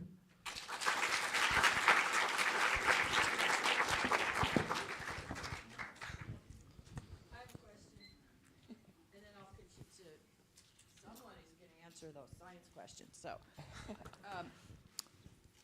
what was I going to ask? Sorry. I'll remember it. Okay. I must have the early stages of something. If anything, I'm more interested in the cure for senioritis because you guys have figured that out, right? Yeah. Yeah, so, Trust me, we're still fighting. Yeah, we are. Okay. Yeah. I mean, so you're focusing on a treatment, right? From a societal perspective, would it be better to focus on a prevention, things that prevent early onset Alzheimer's, right? Could you use your technology in some way to prevent the disease versus curing it when it comes on, right? Like a prophylactic treatment for those who are indicated or who have a family history of Alzheimer's or have certain markers for early onset Alzheimer's before it actually gets diagnosed. Yeah, so essentially, I'm not sure if I mentioned it like distinctly enough, but we are targeting early onset Alzheimer's disease.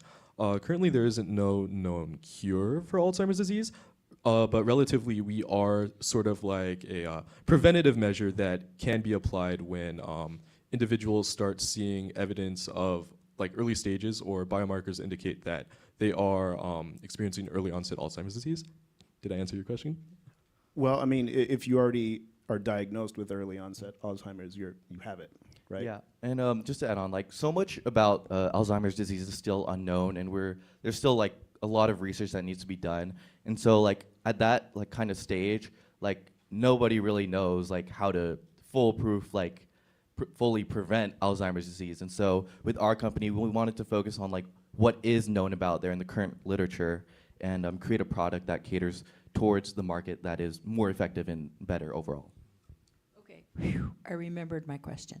How much money are you asking for? Right. So so this chart on the right side, you see, this is kind of something we saw like with the overall industry. So around 10% will come from like venture capitalists, which will be you guys, of course, and but more primarily. Most of the funding for the venture capitalists will be involved in the initial stages, just because our company will lack the credibility of getting a large pharmaceutical to partner with us.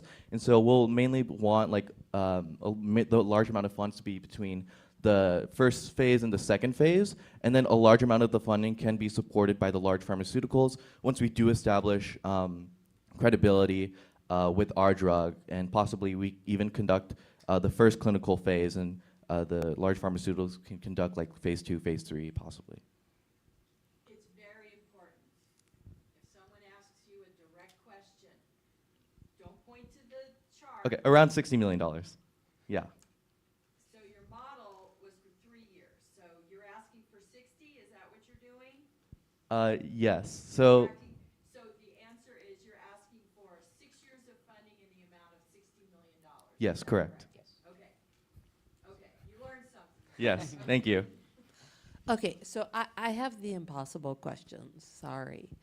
That's fine. So, you know, basically, if you have something that actually works against Alzheimer's, you can charge anything you want, it doesn't matter what, you'll make money if it actually works, because right now, nothing works. So my question is, why do you think this approach is going to be the thing that works? And I just want to point out, there's a whole bunch of studies recently that suggest that the amyloid plaques are not the cause of Alzheimer's, but are actually just a symptom of the base cause. Yeah, so wait, could you restate your question briefly? Why is your product going to be the thing that finally works when everything else hasn't? Yeah, so compared to current alternative treatments like monoclonal antibodies, a lot of them, from clinical trials, they have experienced relatively high numbers of somewhat really, or I don't want to say really bad, but somewhat bad side effects as a result. There's a really big thing as a result of them, specifically in monoclonal antibodies.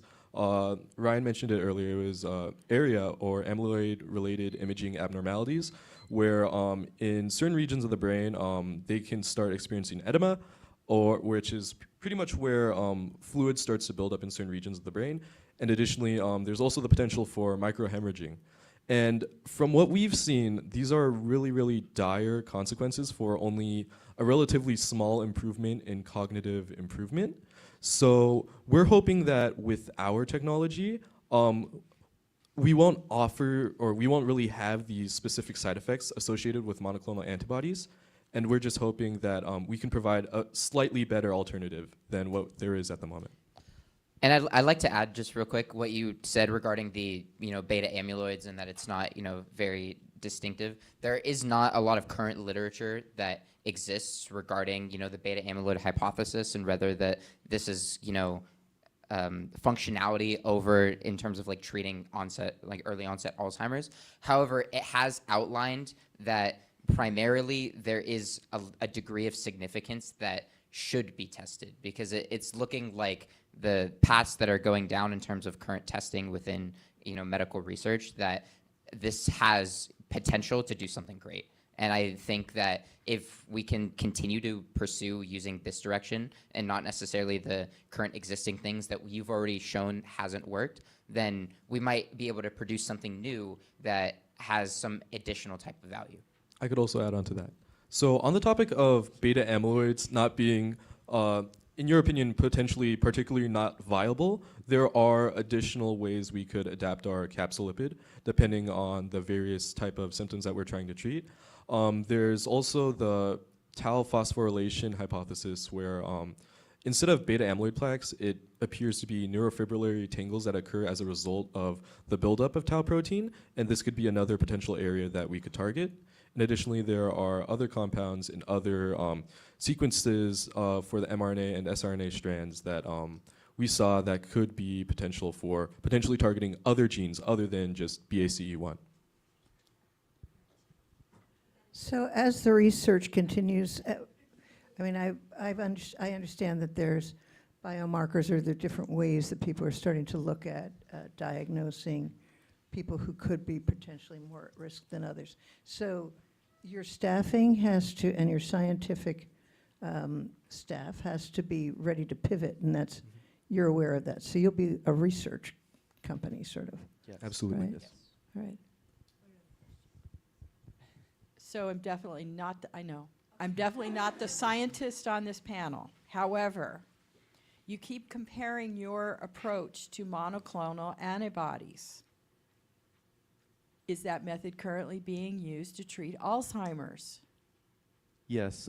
So basically, those are the most recent antibodies that are being used. They were approved recently in 2023 and 2024, I believe, for the two recent antibodies. So they are like the current state-of-the-art methods that are treating Alzheimer's right now. Okay, I'll go check on that. Yeah. Yeah, and specifically, the main reason we opted for choosing lecanemab and donanemab, the monoclonal antibodies, is that they specifically target beta amyloid, which is what we're seeking to do right now. All right, Thank you. Thank you.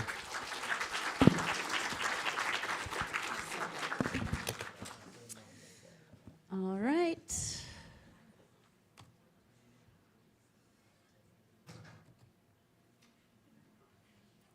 And last but not least, Team Aquadots.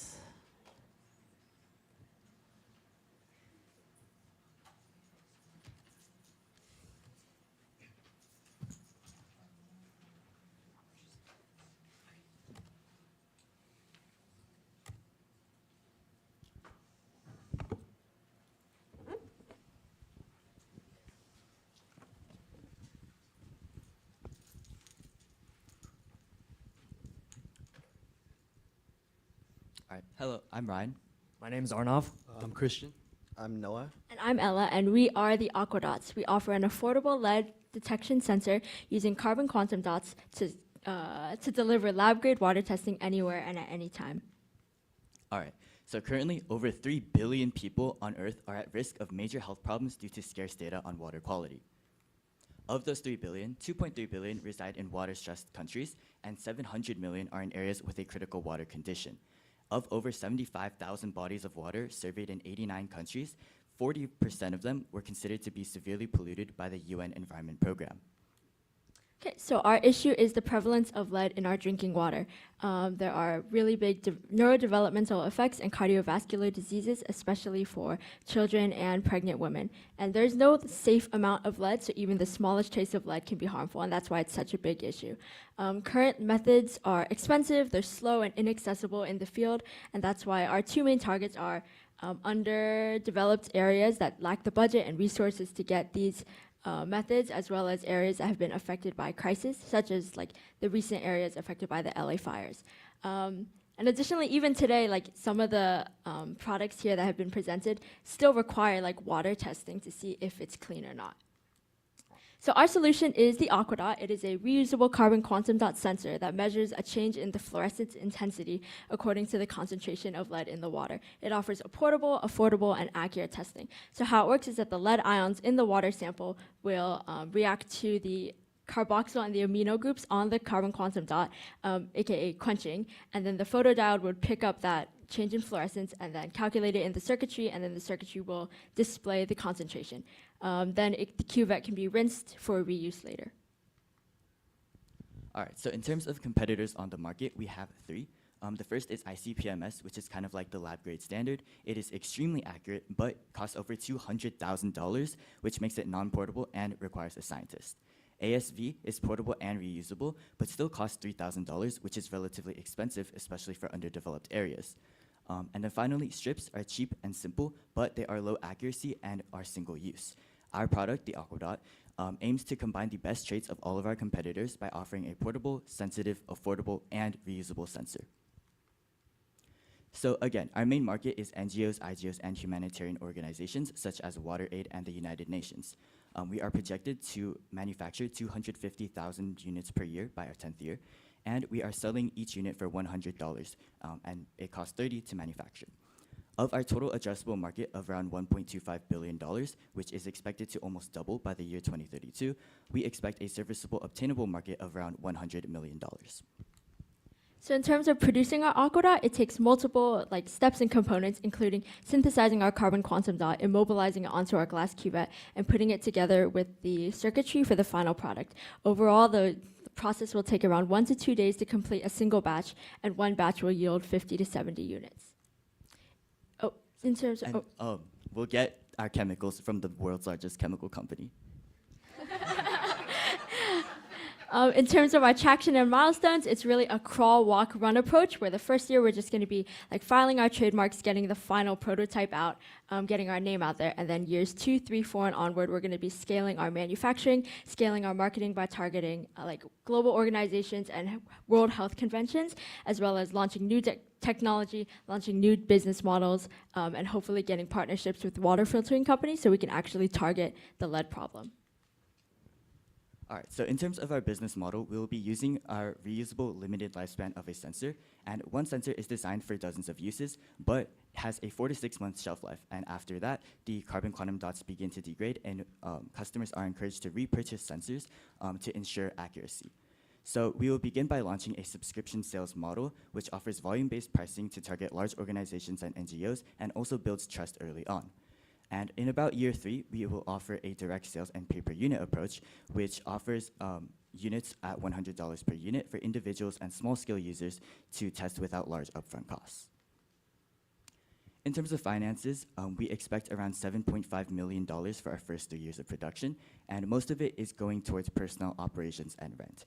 And I also want to point out that the large personnel percentage is because we are still in the R&D phase in years 1 and maybe 2, and that requires a lot of scientists, and we are also manufacturing our CQDs in-house, which also requires a lot of scientists and researchers. If clean water is a right, then knowing it's clean must be one too. Thank you.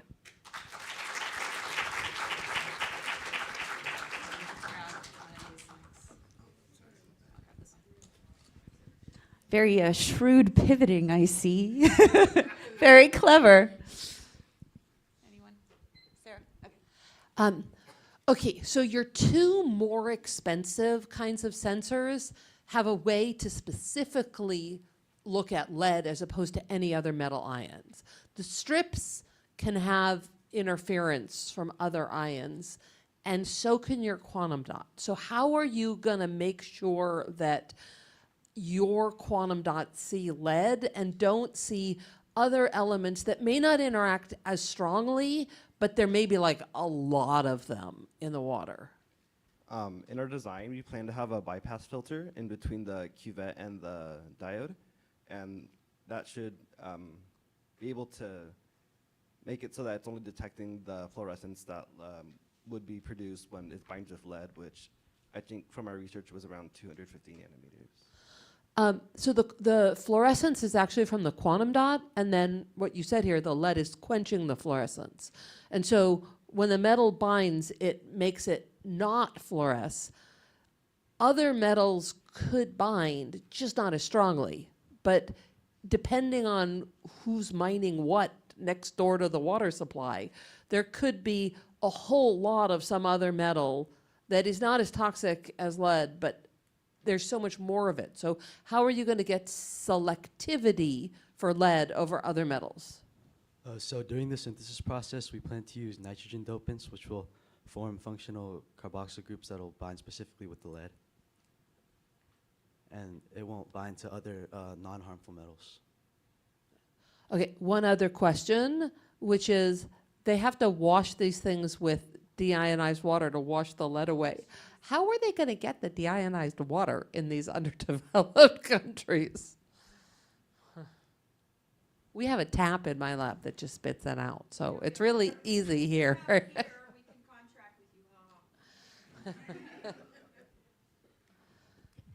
So yeah, that is a very good question, and we have not exactly looked into how we will get deionized water, but we will probably offer it as like a side package or like included in. Just a quick question about the durability of this, because like you said, you're working with a lot of NGOs, right? The supply chain for some of the NGOs are not always the most efficient, and you're also going to places where there is a fairly large variability in weather, for example. Have you guys looked at the durability out in field, right, for something like this in terms of temperature gradient, right, humidity, whatever the case may be? So yeah, in terms of weather conditions, we are planning to have like a black enclosure around the entire thing, which should protect all of the circuitry and carbon quantum dots inside. Not so much the protection, but the fact that it might literally in the place, let's say you go to the sub-Saharan desert, for example, right? Your temperature gradient, you could be at 110 degree plus, 120 degree plus Fahrenheit, right? And you could be as low as below freezing, right? Your quantum dots, because the reason I ask the question is that you have a shelf life of 4 to 6 months, right? And I'm trying to understand the degradation process, whether or not it actually accelerates the degradation process potentially, right? When you're experiencing that type of a range of environments, if that makes sense. Yeah, so yeah, the severe weather conditions would likely accelerate the degrading process. We have not looked into it because we don't have like field testing of research available to us, but yeah, it will likely accelerate the process, and consumers may have to repurchase sooner. Yeah, I mean, that's my first question was already answered with regards to the fluorescence intensity and other ions in there that could cause bring that down. The second is with regards to Howard's comment on the total cost of operation, right? If you're in a harsh environment that accelerates the need to buy more dots, I guess, how much does that actually cost the customer per year?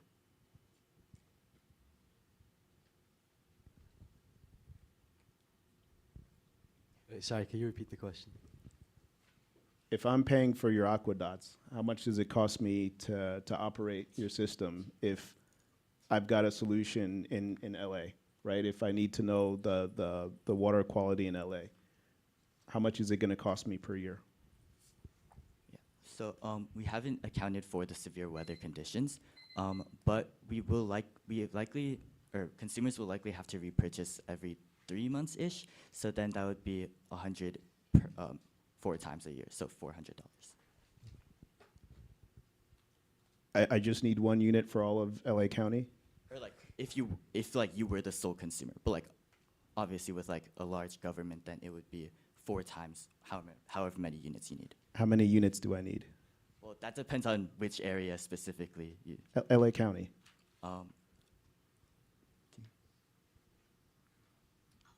Yeah. Okay. We haven't looked at like exactly how many because like it could vary wildly. Like earlier this year there were wildfires, and that obviously like rose how many units we need a lot. And we haven't looked at exact research for that yet. Okay. Yeah.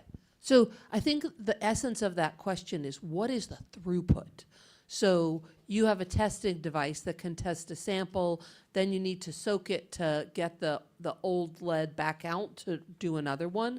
So the answer to the question is really comes down to some simple math where the input number is how long does it take to run a sample and then regenerate the device to use again.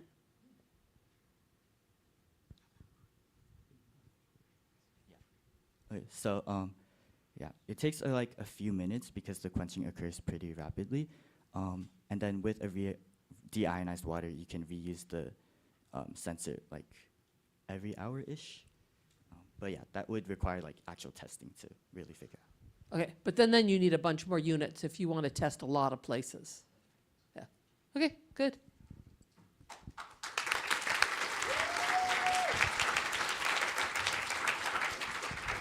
All right, thank you.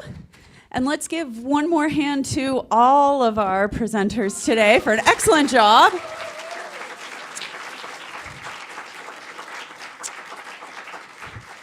All right, so we are going to take a break for lunch. Before everyone gets up to go do that, though, just to make things smooth, I'm going to ask all of our student presenters to first go and pick up a t-shirt, because we've got t-shirts for everyone.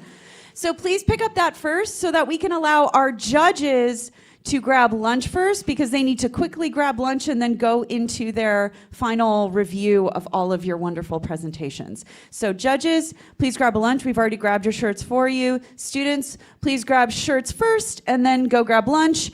We will all aim to be back in the auditorium at 1:15. Thanks, everyone.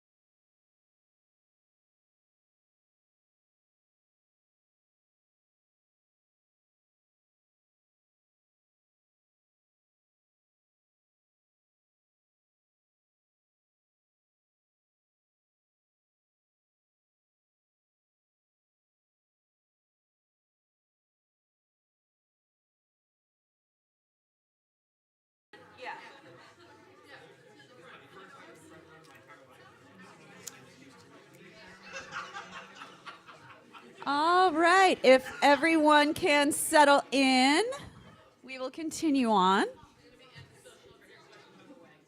Okay.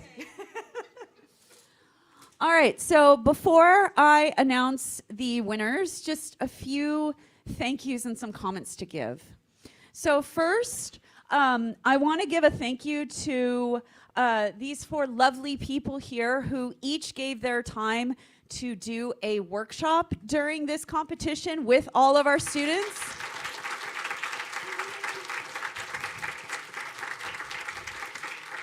We had our very own executive director of the CNSI, Sonia Luna, talk about financial planning. We had Nikki Lynn and Langston Tolbert talking about SWOT and company analysis and also on intellectual property. And we had Mike Huntley, who is a pitch coach for our very own Magnify Startup Incubator, also give a startup crash course to all of our teams. And I think even also individually coach some of them if they took him up on his offer. So thank you to all of these people.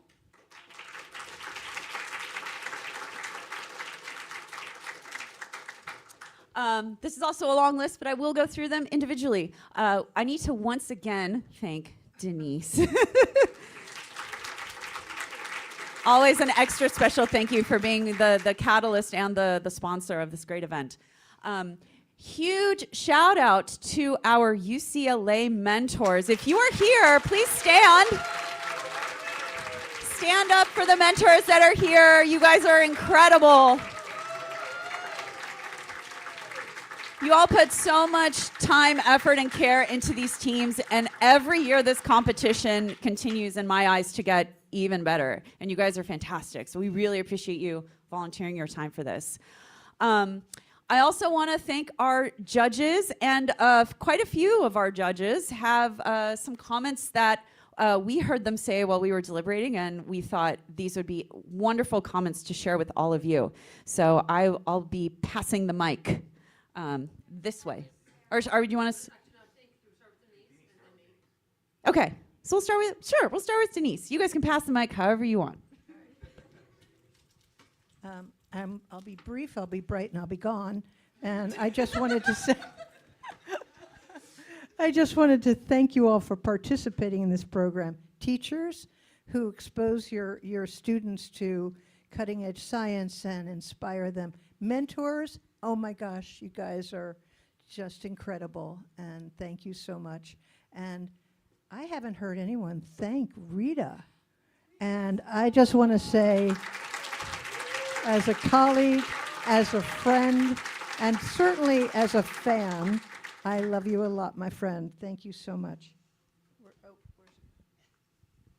Okay, just wanted to say a couple quick words, which is, first, everybody was these were a phenomenal set of presentations. You guys are awesome. I was so impressed with everybody.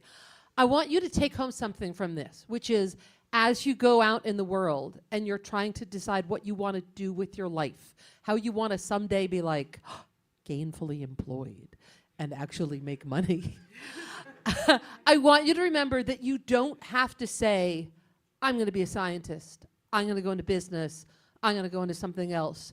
You can combine. You can do science and technology and business all together. And that those people who can put things together are actually the ones who are going to go farthest in the world. So don't compartmentalize yourself. Use this as your example that science and technology and business and money are a hand-in-hand adventure, and, you know, go change the world, because in the end, somebody making money is what makes most things happen. So come up with great technology that will do all the great things you wanted, and let somebody make money, hopefully you, along the way.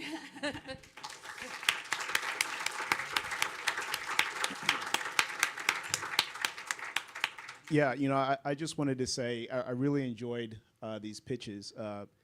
You know, Howard and I, we see so many different startups on a daily basis, and your pitches were better than a lot of these guys who've dedicated their lives to what they're doing. And I'm not even just saying that because I have to, because I don't.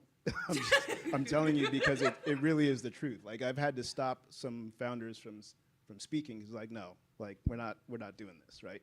The BS meters go off and everything else, and no. But you guys, you did an excellent job pitching, and I just thought you should know that. And I'll add to our Bessemer Ventures has a list of companies that they didn't invest in.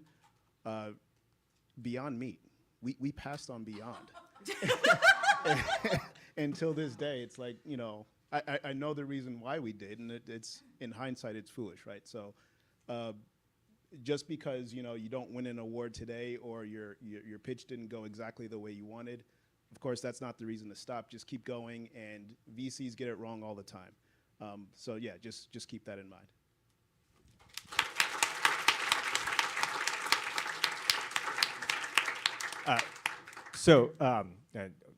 Neil, we joke a lot about a lot of the founders and yeah. And I actually do agree. And by the way, I think I've been doing this for a couple of years. I've had the honor and privilege of being invited by Rita and the team over there. This is by far, in my opinion, the best year in terms of just the presentation quality. And it's just amazing how you guys have been learned all this stuff in 6 months, right? Not even 6 months? 3? Yeah, pretty much. That's just amazing. I couldn't imagine myself, kind of back when I was your age, doing this and picking all this up in that period of time.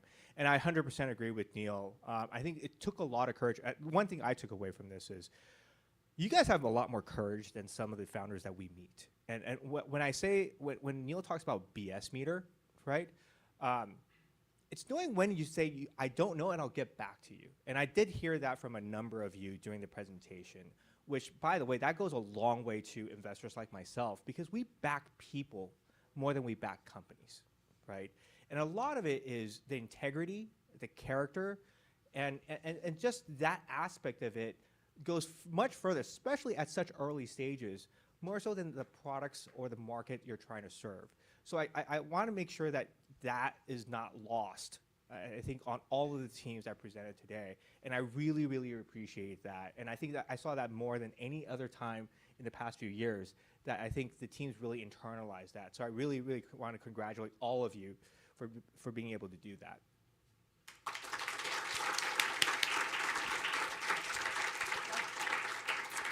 Getting secondhand emotional on behalf of all of you. That was so lovely and so true. 3 more quick thank yous. Thank you to all of the teachers who led all of these groups as well. You giving your extra time is just as meaningful as our mentors giving their extra time too, because you are all very busy people. So we really, really appreciate you investing in these students. And students, you all did an amazing job. You should thank yourselves and your teammates. Wonderful job. The words CNSI staff encompasses so many people. It includes our events team, our communications team, our wonderful IT team who's been helping to set up and live stream this event, and 2 specific people that their names were up on the screen earlier, but they also have not been thanked verbally yet, so I need to do that. Our education manager, Dr. Shailene Tanimoto, and also our lovely program coordinator, Dr. Elaine Morita. Thank you guys both.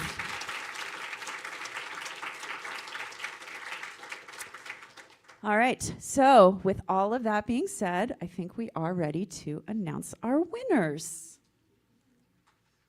So, without further ado, this year, our 3rd place prize goes to Sustainify.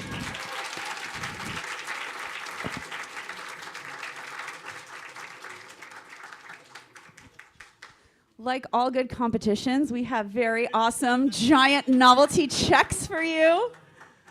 So you guys can grab that. We also have a trophy for you. So you can have your, grab a trophy, grab a trophy, grab a trophy. And we have certificates for all of you as well, which we'll give you guys the certificates. You can pass them out in a minute. We will also, by the way, take photos of all of you outside in front of the video wall where you're not awkwardly lit. So you don't have to take a photo here if you don't want to, but if you want to, of course. So you guys can pass these out amongst your team. Well done. Congratulations.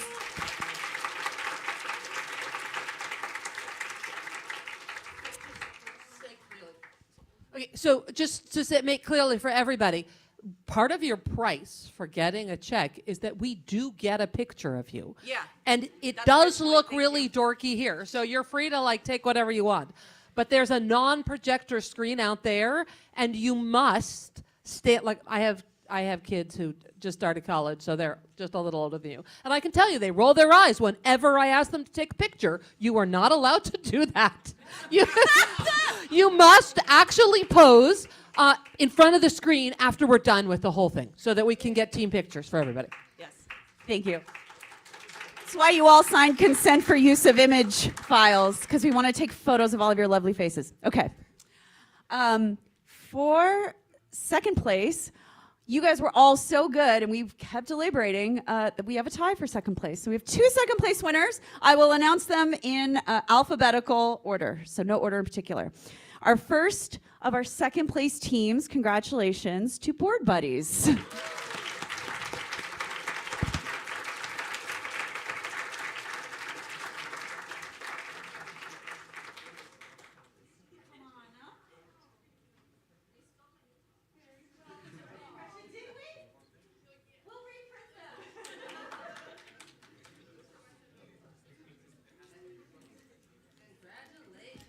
Very nice. Congratulations. And our other second place team, congratulations to IC Products.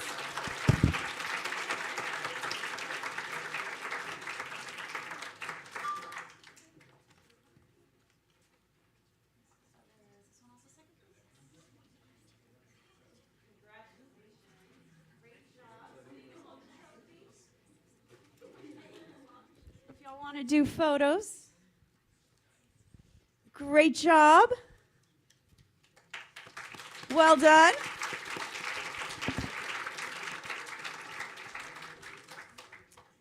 And for 2025, our first place Nanovation team goes to Hydrospines.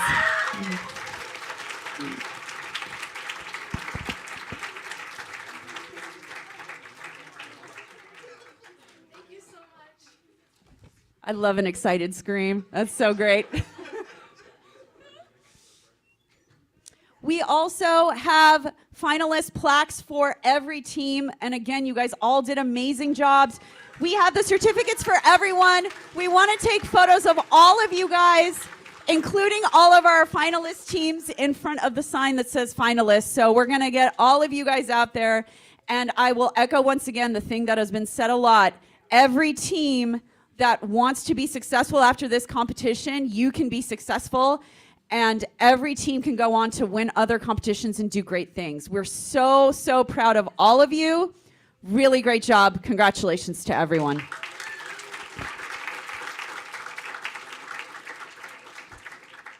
All right, so I think we have, we'll, I guess, do it in order of how we're seeing the certificates for taking photos out in front of the video wall. So I believe our media team right now is changing out the screen on the video wall. So as you hear your name, your team name called out by Dr. Tanimoto, you can go in front of the video wall and we will take beautiful photos of all of you. And judges, before y'all start heading off, can I please take a photo of all of you in front of the step and repeat so we can have a photo of you all as well? Yeah, just out in front of where the step and repeat is, just right outside and to the right. Thank you, everyone.